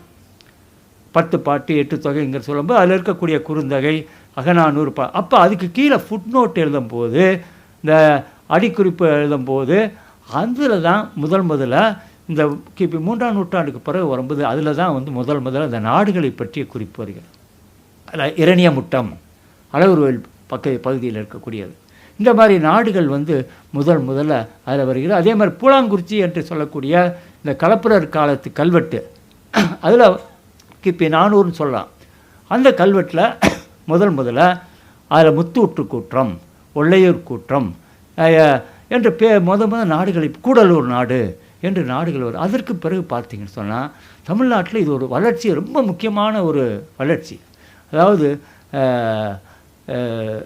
வேளாண் சமூகத்தை சார்ந்த குடிகள் என்ன பண்ணுறாங்க, இந்த தங்களுடைய தத்த உணவுடைய அந்த குடிகளெல்லாம் ஒன்றாக இணைந்து அங்கங்கே நிறைய நாடுகளை உருவாக்குறாங்க. அப்போ வந்து இப்போ 2 நிர்வாகமாக மாறுது. என்னன்னா, அரசனுடைய நேரடி கட்டுப்பாட்டில் இருக்கக்கூடிய ஊர்கள் ஒன்று, இன்னொன்று அதில் அக்ரிகல்ச்சர் கம்யூனிட்டி இருக்கக்கூடிய அந்த ஊர்கள் ஒன்று என்று சொல்லலாம்.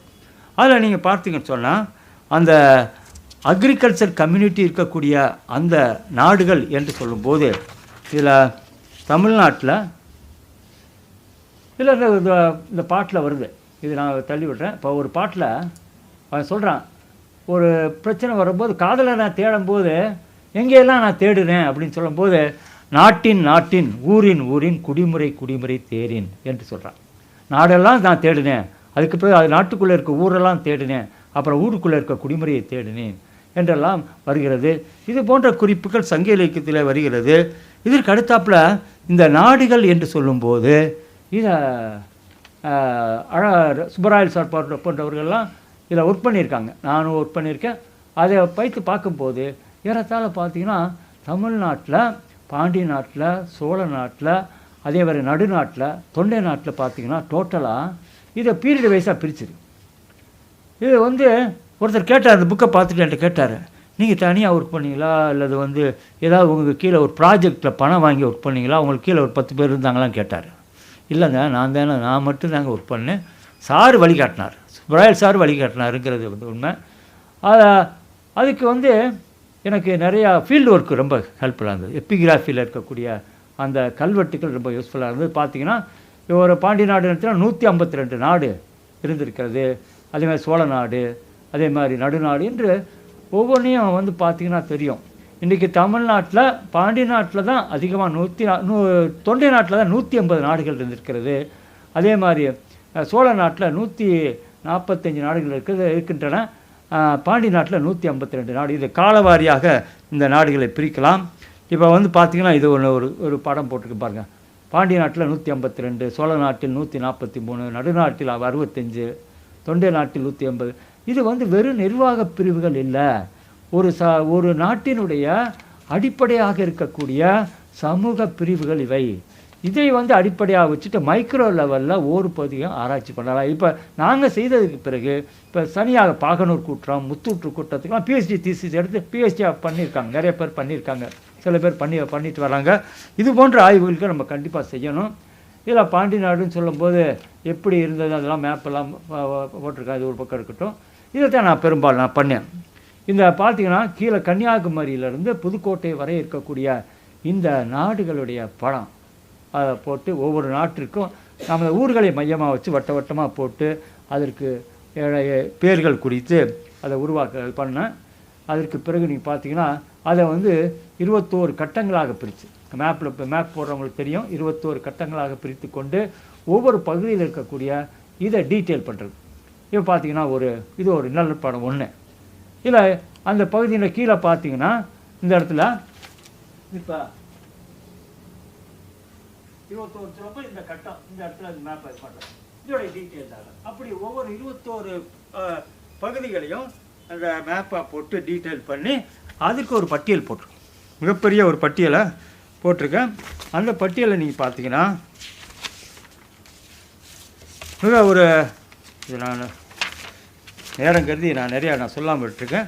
பார்த்தீங்கன்னா 2134 ஊர்களை பட்டியலிட்டு அதை அந்த 152 நாடுகள் கீழே வரக்கூடிய அந்த ஊர் பெயர்கள் சொல்லி அதனுடைய பழைய பேர் என்ன, வேறு பேராக ஏதாவது இருந்துச்சுன்னா அது சொல்லலாம். அதற்கு பிறகு தற்காலத்தில் அதுக்கு என்ன பேர், அதனுடைய ரெஃபரன்ஸ் என்ன, அதனுடைய காலம் என்னங்கிற முறையில் என்னுடைய புக்கில் போட்டிருக்கேன். இதை வச்சு கூட நீங்கள் கண்டிப்பாக ஒரு நாள் சொல்கிறேன், நான் பெருமையாக சொல்லலை, நான் எழுதியிருக்கேன். இதில் நான் ஊர்களை அடையாளப்படுத்துகிற சில தவறு இருக்கலாம், சிலதை கண்டுபிடிக்க முடியாத இருக்கலாம். எதிர்காலத்தில் வர்ற ஆய்வாளர்கள் கண்டிப்பாக இதை தனித்தனியாக எடுத்து கூட செய்வதற்கு நிறையா வாய்ப்பு இருக்கிறது. அதனால் இது ஒரு பெரிய கேட்லாக் ஆகும். அதனால் சமூக ஆய்வு, பெரும்பாலும் ஹிஸ்ட்ரி நம்ம ஓரளவு கிரானாலஜி, மன்னருடைய வரலாறுலாம் ஓரளவு நம்ம பார்த்துட்டோம். ஆனால் இது போன்ற ஒரு ஆய்வுங்கிறது ரொம்ப முக்கியமான ஒரு ஆய்வு. அதை நான் கண்டிப்பாக அதுக்கு பின்னாடி அந்த இண்டெக்ஸ் பண்ணியிருக்கேன். இப்போ அந்த பழைய பேருடைய இண்டெக்ஸ் என்ன, அது எந்த ஒரு பட்டியலில் எத்தனை நம்பரில் வருது, எந்த நிழல் படத்தில் வருது அப்படின்னு, அது modern name index, old name index. நீங்கள் டக்குன்னு எடுத்து பார்த்துடலாம் ஒரு செகண்டில். நீங்கள் உங்கள் ஊர் பகுதி அந்த சவுத் தமிழ்நாட்டில் எந்த பகுதியில் இருந்தாலும் அந்த ஊர் பேரை வச்சு அந்த நம்ம ஊர் எது, நம்ம நாட்டினுடைய பேர் என்ன, பழைய பேர் என்ன என்பதெல்லாம் நான் சொல்லலாம். அதே மாதிரி இலக்கியத்துக்கு நிறையா சில பேர் இதை வச்சு கட்டை எழுதுனாங்க. இவரை வந்து நம்மாழ்வாரை சொல்லும்போது திருவழுதி வளநாடு என்று அவர் பாட்டில் அவர் திருவழுதி வளநாடன் என்று சொல்லுவார். திருவழுதி வளநாடுங்கிறது அவர் இருந்த அந்த திருக்குறுங்குடி பகுதி தான். அதே மாதிரி ஆண்டாளை சொல்லும்போது மல்லிநாடு ஆண்ட மயில் அப்படின்னு. இலக்கியவாதிகளுக்கு தெரியலை மல்லிநாடுன்னு என்ன தெரியல. ஸ்ரீவில்லிபுத்தூர் வந்து மல்லிநாட்டுக்குள்ளே இருக்குது. அது மாதிரி நிறையா விஷயங்கள் வந்து செய்யலாம். அதுக்கு அடுத்த நிலையில் இது நாடு, இந்த குடிகள் இதை இன்னொரு விஷயத்தை நான் சொல்ல விரும்புகிறேன். இந்த நாடுகளை, வேளாண் சமூக நாடுகளை படிப்படியாக எப்படி இவங்க நிர்வாகம் பண்ணாங்க. இந்த நாடுகளில் முதல்ல நாடு கிழவர்கள் என்று சொல்லக்கூடிய நாட்டு தலைவர்கள் இதில் இருந்திருக்காங்க. அவங்க தான் ரூல் பண்ணுறாங்க. அதற்கு பிறகு அவர்களுடைய அதிகாரம் போய் ஒரு கூட்டாக, எப்படி ஒரு ஊரில் சபை இருக்கிற மாதிரி இந்த நாடுகளில் இருக்கக்கூடியவர்கள் ரெப்ரஸன்டேட்டிவாக இருக்கக்கூடிய அவர்கள்லாம் பிரதிநிதிகளாக சேர்ந்து நாட்டார்னு ஒரு நிர்வாகம் பண்ணி அந்த நிலையில் வருகிறது. அது அடுத்து வருகிறது. அதற்கு அடுத்தாப்புல அந்த நிர்வாகம் போய் அரசனே நாடாள்வான் என்ற பேரில் ஆட்களை நியமித்து இந்த நாட்டை நிர்வாகம் பண்ணுறார். இப்படி படிப்படியாக எப்படி அரசு நிர்வாகம் படிப்படியாக தங்களுடைய பிடிக்குள் இந்த நாடுகளை கொண்டு வருகிறது என்பது அது ஒரு முக்கியமான விஷயம். அதற்கு அடுத்தாப்புல பாண்டி நாட்டு ஊர்களின் வரலாறு ஒரு புத்தகம். எப்போவுமே என்னுடைய இதெல்லாம் சுப்பராயலுடைய கருத்து தான். நம்ம வந்து பிறர் பட வேண்டும் அப்படிங்கிறதுக்காக வரலாறு எழுதக்கூடாது. வரலாறு உண்மை எதுவோ அதைத்தான் சொல்லணும். அது ரொம்ப முக்கியம். நம்ம வந்து பரபரப்பாக ஒரு செய்தியை சொல்லி அது பேப்பரில் வர்றதுங்கிறது அது வந்து நான் அதுக்கு உடன்பாடு எப்போவுமே கிடையாது. உண்மை உள்ளபடியே சொல்லணும். அதில் இந்த பிரம்மதேயங்கள், நகரங்கள், இந்த வேளாண் இவங்களுடைய படைப்பட்டு ஊர்கள் என்று சொல்லக்கூடிய அந்த வீரர்களுடைய ஊர்கள்லாம் எப்படி உருவாகியது, அதை நான் ஒரு புத்தகமாக நான் உருவாக்கினேன். அந்த புத்தகத்தை சில பேர் படிச்சுட்டு அதை செய்யப்பட்டு என்னை திரும்ப வாங்கினாங்க. அதில் என்னென்னா ஒன்றே ஒன்று சொல்கிறேன். இந்த பிரம்மதேயம் என்று சொல்லக்கூடிய பிராமணர்களுடைய குடியிருப்பு எப்படி தோன்றி வளர்ந்தது, அது ஏன் வந்தது அப்படிங்கிறதுக்கு நம்ம முக்கியமாக வந்து நான் அதில் ட்ரேஸ் அவுட் பண்ணி மேப்பெல்லாம் போட்டேன். பாண்டி நாட்டு எத்தனை பிரம்மதேயம் இருக்குது, அதுக்கு மேப் போட்டு எந்தெந்த இடத்துலலாம் இருக்கிறது. இப்போ அந்த வேளாண் சமூக ஊர்கள் தான் முதலில் இருந்தது. அதுக்குள்ளே அவர்களுடைய நிலத்தை, அவர்களுடைய உடைமையை வந்து அந்த நேரத்துக்கு தானமாக கொடுக்குறாங்க. அந்த நேரம் கொடுக்கும்போது அந்த ஊரினுடைய நில உடைமையும் அந்த ஊரினுடைய நிர்வாகமும் பிராமணருடையக்கு போகுது. அதை பல பங்காக பிரித்து அவங்களுக்கு கொடுத்துட்றாங்க. இதை எதற்கு அரசன் செய்கிறான், அது ஒரு முக்கியமான ஒரு கேள்வி. இதற்கு எதிர்ப்பு இருந்ததா, அது அடுத்த கேள்வி. இதெல்லாம் நீ பார்க்கும்போது அவன் என்ன நினைக்கிறான், அரசன் வந்து இது முக்கியமான ஒரு பிராமணர்களுக்கு சமய ரீதியாக அவர்களுக்கு ஆதரவு கொடுக்கும்போது, அவர்கள் வேள்விகள் செய்யும்போது நாடு நலம் பெறும் என்ற பொதுவான செய்தியை சொல்கிறான். ஆனால் இந்த வேளாண் சமூக கம்யூனிட்டி இருக்கா, அக்ரிகல்ச்சர் கம்யூனிட்டியோட அந்த லேண்ட் ஹோல்டிங் வந்து முள்ளாக இருக்குது. அது அரசனுக்கு ஒரு சேலஞ்சாக இருக்குது. அப்போ வந்து அவர்களுடைய பவரை குறைக்கணும்னு சொல்லி இந்த பிரம்மதேயத்தில் எங்கெங்கெல்லாம் பிரம்மதேயம் கொடுத்தான். இப்போ நம்ம நினச்சிட்டான் முக்கியமாக சமய சிறப்பு பெற்ற ஊர்களில் தான் பிரம்மதேயம் கொடுத்தான் அப்படின்னு நினச்சான். ஆனால் அப்படி இல்லை. அவன் எங்கெங்கெல்லாம் வளமான ஆற்றுப்படுகை, வளமான முப்போகம் இருபோகம் விளையக்கூடிய நிலங்கள் இருக்கோ அதை வேளாண் சமூகத்தினர் வந்து வாங்கியோ அதை வந்து பிராமணருக்கு உடைய குடியிருப்பாக மாற்றுறாங்க. அப்போ நீங்கள் ஒரு பட்டியல் போட்டு பார்த்தீங்கன்னா, ஒரு மேப் பண்ணும்போது தாமிரபரணி தொடங்குகிற இடத்துல கடைசி வரைக்கும் 2 பக்கத்துலேயும் முழுவதுமாக பிரம்மதேயம் தான் இருக்குது. வைகை வந்து தொடங்குகிற இடத்துல கடைசி வரைக்கும் பார்த்தா பிரம்மதேயம். எங்கெல்லாம் பெரிய குளங்கள் இருக்கிறதோ அந்த பாசனங்கள் இருக்கக்கூடிய பிரம்மதேயமாக இருக்கிறது. அதில் வந்து பிரம்மதேயம் மாற்றும் போது நிறைய பிரச்சனைகள் வருது. அதில் நிறைய எதிர்ப்புகள்லாம் வருது. அதில் காப்பர் பிளேட்லாம் வருகிறது. அதில் இன்னொரு நன்மை என்ன ஏற்பட்டதுன்னா அதையும் நம்ம சொல்லணும்பா. அப்போ இந்த நிலங்களை வந்து இப்போ முன்னாடி வேளாண் சமூகத்திடம் இருக்கும்போது அந்த நிலங்களை வந்து திட்டமிட்டபடி அதை ஒன்றும் செய்ய முடியல. ஆனால் இதை அழகாக சதுரங்களாகவும் பாடகங்களாகவும் பிரித்து அதுக்கு நம்பர் போட்டு ஒரு சிஸ்டமேட்டிக்காக ஒரு திட்டமிட்ட வேளாண் நிலங்களாக உருவாக்குறாங்க.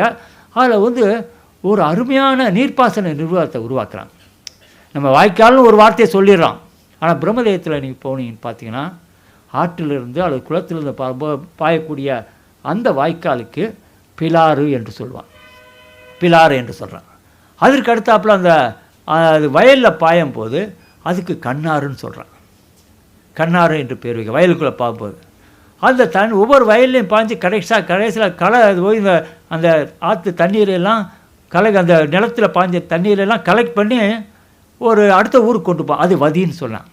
அப்போ பிலாறு, கண்ணாறு, வதி என்றெல்லாம் ஒரு அருமையான ஒரு திட்டமிட்ட நீர்ப்பாசன நிர்வாகமாக இருக்கிறது.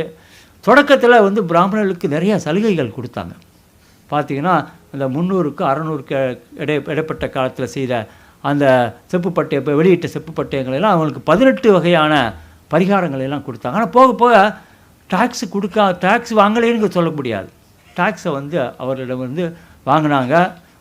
கொடுக்கலைன்னு சொன்னால் நேரடியாக அரசனே போய் தலையிட்டு அதை வாங்கியிருக்கிறான். அதனால் பிரம்மதேயம் என்று சொல்லக்கூடிய ஒரு விஷயம் அது தமிழ்நாட்டு வரலாற்றில் ஏற்பட்ட ஒரு முக்கியமான ஒரு சமூக மாற்றம். அது 13ஆம் நூற்றாண்டு வரை மிகச் சிறப்பாக இருந்திருக்கிறது. பாண்டி நாட்டில் என்ன எப்படி இருந்தது, அதனால் ஒரு சமய சிறப்பு கருதி இதை அரசன் பிராமணருக்கு கொடுக்கவில்லை. இதை அவனுடைய ஆட்சி அதிகாரம் எல்லா இடத்துலையும் இருக்கணும் அப்படிங்கிற ஒரு அடிப்படையில் தான் அதை மாற்றி கொடுக்கக்கூடிய ஒரு நிகழ்வு நடந்திருக்கணும் என்று நான் நினைக்கிறேன். அந்த பார்வையிலையும் நம்ம பார்க்கலாம். இது மாதிரி நகரங்கள், வணிக நகரங்கள், அதே மாதிரி பின்னாடி பார்த்திங்கன்னா படைவீரர்களுக்கு என்று படைப்பற்று ஊர்கள் கொடுத்துருக்காங்க. இதையெல்லாம் அந்த சோசியல் ஜாகிரஃபி என்று சொல்லக்கூடிய அந்த விஷயத்தில் வருகிறது. அதனால் நிறைய விஷயங்களை என்னால் சொல்ல முடியாவிட்டால் கூட இது நான் பொதுவாக சில உண்மைகளை சில விஷயங்களை நான் எடுத்து சொல்லியிருக்கேன். இது ஒரு மேத்ஸ் மாதிரி வச்சுக்கலாம், மேத்ஸ் மாதிரி டேட்டாஸ் வச்சு நம்ம சொல்கிறது. இதில் இதுதான் உண்மை. ஆனால் என்னுடைய வரலாறு எழுதும் போது இன்றைக்கு நம்ம என்ன பண்ணுறோம், அரசனை மையப்படுத்தி அதைத்தான் பெருசாக சொல்கிறோம். ஆனால் அந்த காலகட்டத்தில் இருந்த குடிகள் எப்படி இருந்தார்கள், இப்போ பிராமண ஊர்கள் பிரம்மதையாக இருக்கும்போது அங்கே இருந்தக்கூடிய வேளாண் சமூக நிலவுடைமையாளர்கள் என்னானாங்க, அவங்க குத்தகைதாரர்களாக மாறுறாங்க, பிடாகையில் போகிறாங்க. அதே மாதிரி வயலில் வேலை செய்கிறவன் யார், அந்த உளுகுடிகள் யார், அக்ரிகல்ச்சர் கம்யூனிட்டி எங்கே போனாங்க, அவங்க என்ன செய்கிறாங்க, அவங்க என்ன ஆனாங்க, இதுக்கெல்லாம் அதில் விடை இருக்கிறது. அதனால் சமூக வரலாற்றை மையப்படுத்தி நாம் வரலாறு எழுதும்போது தான் நம்முடைய உண்மையான வரலாறு இருக்கும். அதுதான் இன்றைக்கி நமக்கு ஒரு படிப்பனையாக இருக்கும். அதை புரியாமல் நாம் பொதுவாக உணர்ச்சி வசப்பட்டு சொல்லக்கூடிய விஷயங்கள் எப்போவுமே உண்மைக்கு மாறானவையாக இருக்கும் என்பது என்னுடைய கருத்து. இந்த மாதிரி ஒரு அருமையான வாய்ப்பை ஒரு மிகச்சிறந்த ஒரு கூட்டத்தில் சொல்வதற்கு எனக்கு வாய்ப்பளித்த உங்கள் அனைவருக்கும் என் நன்றி, வணக்கங்க.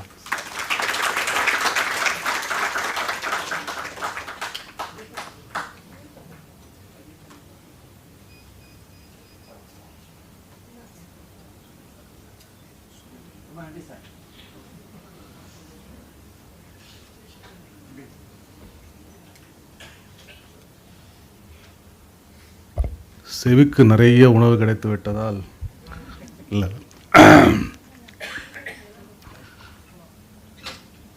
ரொம்ப நீளமாக நன்றி சொல்ல வேண்டியது அவர் சொல்கிறதெல்லாம் எல்லா பேருக்கும் நானும் சொல்லணும். பட் ஒரு சின்னதாக ஒரு 2 சின்ன சம்பவத்தோடு நான் நன்றி உரையை சொல்கிறேன்.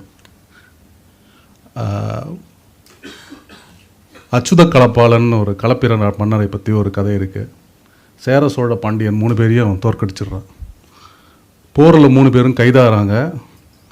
அவனுடைய அரண்மனை வாசலில் கையில் விலங்கோடு நிற்கிறாங்க. ஆனால் அச்சுத களப்பாளன் என்ன சொல்கிறான், நீங்கள் 3 பேரும் என்னை புகழ்ந்து ஒரு பாட்டு பாடுங்கள், என்னை புகழ்ந்து பாட்டு பாடினால் இந்த விலங்கை அவிழ்த்து விடுகிறேன், மன்னருக்கு கூடிய மரியாதையை நான் கொடுக்குறேன். சேரன் பாடுறான், அவுத்து விடுறான், விலங்கு அவுக்கப்படுகிறது. சோழன் பாடுகிறான், விலங்கு அவுத்து விடப்படுகிறது.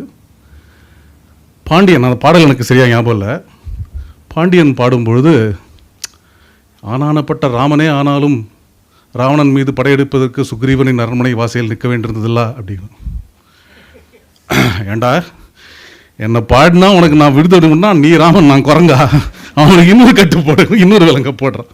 ஐயோ புரிஞ்சிடுச்சா, ரைட்டு அப்படின்னு சொல்லிட்டு ஒரு இன்னொரு பாட்டை பாடிக்கணும்னா விடுதலை ஆகும். ஸோ அந்த பாண்டிய நாட்டு நையாண்டியெல்லாம் அவருடைய பேச்சில் ரொம்ப ரசிக்க முடிஞ்சுது. அது ரொம்ப கல்வெட்டை விட தொல்லியல் அவர் பண்ண தொண்டு எல்லாத்தையும் அவர் ரொம்ப சொன்னது எங்களால் ரொம்ப ரசிக்க முடிஞ்சது. அதுக்கு நாங்கள் நன்றி சொல்லணும். இதே மாதிரி இன்னொரு கதை உங்களுக்கு தெரியும், எல்லாருக்கும் தெரிஞ்ச கதை. குமணன் ஒரு மன்னன் இருந்தான். அவன் வந்து பெரிய புலவலன். புலவர்களுக்கு அவன் ஒரு பெரிய நன்கொடை கொடுக்கும் ஒரு பெரிய புலவலன். அவன் தம்பி சும்மா பாட்டு கேட்டே இருக்கான்னு சொல்லிட்டு அவனை துரத்தி விட்டுட்டு இளங்குமணன்ற தம்பி அவன் பதவி எடுத்துக்கிட்டு அவனை காட்டுக்கு போயிடுறான். காட்டில் போய் இருக்கிறச்ச குமணன் இருக்கிறச்ச அவனை பெருஞ்சலை சாத்தனார் நினைக்கிறேன். ஒரு புலவர் அவரை போய் பார்க்குறாரு. பார்க்கும்போது அவர் ஒன்றும் எதிர்பார்க்கல. இவன் குடிசையில் இருக்கான், இப்போ அரண்மனையில் இருந்தும் குடிசையில் இருக்கான் அப்படின்ட்டு. ஆனால் அவருக்கு அங்கே ஒரு பாட்டுக்கு பாடுற ஒரு குமணனுக்கு வந்து ரொம்ப சந்தோஷமாக இருக்குது. இதுக்குள்ளே இளங்குமணன் தன்னுடைய அண்ணன் கண்டுபிடிக்க முடியல, திருப்பி ஆட்சிக்கு வந்துடுவான்னு சொல்லிட்டு அவன் தலையை எடுத்து கொண்டு வருவதற்கு ஏதோ பொற்காசு ஏதோ பரிசு அறிவிக்கு. இவருக்கு வந்து குமணன் இந்த புலவர் பாடிய பாட்டில் அப்படியே லயிச்சு போய், உனக்கு என்ன, இந்த குடிசையில் இருக்கேன், எனக்கு சாப்பிட்றதுக்கே வழி இல்லாமல் இருக்கேன், உனக்கு நான் என்ன தரேன்னு சொல்லிட்டு என் தலையை வெட்டி கொண்டு எடுத்து போய் என் தம்பியிடம் கொடு, அவன் அதுக்கு பொன்காசு தரான், அதை பரிசாக எடுத்துக்கோ அப்படிங்கிறார். என்னையா இப்படி கொடூரமாக பேசுகிறேன், நான் உன்னை வந்து புலவர் பண்ண சொல்கிறாரு. ஒரு புலவனுக்கு என்ன வேண்டும்? உன் புலமையை உன் கவிதையை ரசித்து பாராட்ட ஒரு ஆள் வேணும். பாராட்டு அதுக்கு நான் இருக்கேன். அந்த பாராட்டை எப்படி நம்ம எக்ஸ்பிரஸ் பண்ணுவோம்? ஒரு பரிசாக எக்ஸ்பிரஸ் பண்ணுறோம். ஸோ அந்த குமணன் வேலையை தான் அவன் பண்ணலை, தலையை வெட்டலை, அது வேற ஒரு சாதனை செய்தான். அந்த குமணன் வேலையை இந்த சுனிதா மாதவன் அவர்கள் தங்களுடைய மூதாதையார் வெங்கையா வழியாக செய்து கொண்டிருக்கிறார். வேல் சிலவசர் வந்து வெங்கையாவுக்கு அவார்டு கொடுத்த மாதிரி சேவாலயா முரளிதரன் அவர் வந்து வேதாச்சலத்துக்கு வெங்கையா அவார்டை கொடுத்தாரு. நீங்கள் கேட்டிங்களா என்ன தொடர்பு இருக்குது எனக்கு என்னன்னு கேட்டிங்கன்னா, வேல் சிலவசர் என்ன சங்க இலக்கம் படித்தாரா கல்வெட்டு படித்தாரா? அவர் வெங்கையா கேட்கல இல்லையா, கொடுத்தீங்கன்னா சரின்ட்டு. அதனால் ஆனால் நீங்கள் தொடர்போட நந்திவர்மன் தமிழ் பாரம்பரிய கட்டளை எங்களுக்கு முடிஞ்சதை செய்கிறோம். ஸோ இதற்கு வந்து இந்த அவார்டுக்கு எடுக்கிறதுக்கு முழுசாக பொறுப்பெடுத்துக்கொண்ட ரவிசங்கர் அவர்களுக்கு தமிழ் பாரம்பரியம் சார்பாக பெரிய நன்றியை தெரிவிக்கொள்ள வேண்டும். இன்று முன்னுரை வழங்கிய Gowri madam, Vallabha madam, Ravi himself of course, இங்கே வந்து ஸ்ரீதரன் சார், இவருக்கு கௌரவித்த ஸ்ரீதரன் சார் மற்றும் கனகா அஜித சார் அவர்களுக்கும், முரளி சார் அவர்களுக்கும், சுவாமிநாதன் சார் அவர்களுக்கும் மற்றும் இங்கே எல்லாருக்கும் நாங்கள் வந்து எங்கள் நன்றியை தெரிவித்துக் கொள்கிறோம். இந்த ஜூரி கமிட்டி ஆகிய இருந்த பேராசிரியர் சண்முகம், தண்டேக்கர், ப்ரொஃபஸர் ஜண்டேக்கர், ப்ரொஃபஸர் மஜும்தார் 3 பேருக்கும் எங்களுடைய நன்றியை தெரிவித்துக் கொள்கிறோம். உங்களுக்கு இத்தனை பாடம் நடத்தி வைத்து கொண்டு தமிழ்நாட்டு தொல்லியலை வந்து இவ்வளவு சிறப்பாக வைத்த அந்த இயக்குநர்களுக்கும், வெங்கையா முதல் நாகசாமி பின் அதை தாண்டி வந்த எல்லா இயக்குநர்களுக்கும், அதனால் அந்த அச்சுக்கு வந்த அத்தனை புஸ்தகங்களுக்கும், எங்களை போன்ற ஆர்வலர்களுக்கும், உங்களை கிராமமாக போன இடத்துல நீங்கள் மகிழ்வித்து உங்களுக்கு சாப்பாடு போட்ட அந்த கிராமத்து மக்களுக்கும் நாங்கள் நன்றி தெரிவித்துக் கொள்கிறோம். எங்களால் செய்ய முடிஞ்சது இந்த சின்ன, நீங்கள் வந்து எங்களை இன்னைக்கு பேசியது வந்து அந்த கிராமத்து மக்கள் நீங்கள் வந்து நடுகளில் படித்தா எப்படி சந்தோஷப்பட்டாங்களோ அந்த மாதிரி நாங்களும் சந்தோஷப்பட்டுக்கிறோன்ற எங்களை இதை சொல்லிக்கொண்டு இன்று கலந்து கொண்ட அனைவருக்கும் எங்கள் நன்றியை தெரிவித்துக் கொள்கிறோம். இத்தோடு இந்த நிகழ்வை முடிச்சிருக்கிறோம். நன்றி, வணக்கம். அவருடைய புத்தகங்கள் இருக்கு, விற்பனைக்கு இருக்கு, யார் வேண்டுமானாலும் வந்து வாங்கிக் கொள்ளலாம். வந்து சொல்லிட்டு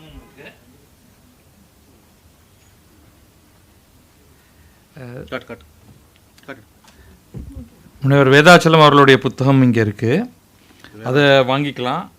அதே மாதிரி ராய்பகதூர் வெங்கையான்னு சுனிதா மாதவன் எழுதிய புத்தகமும் சில பிரதிகள் இங்கே இருக்குது.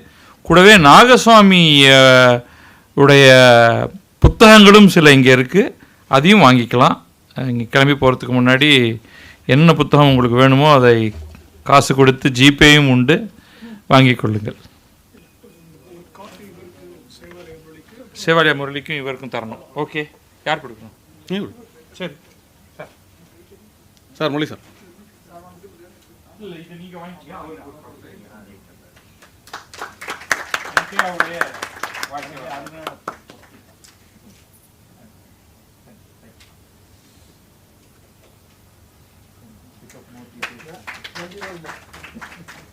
நன்றி வர்மன்.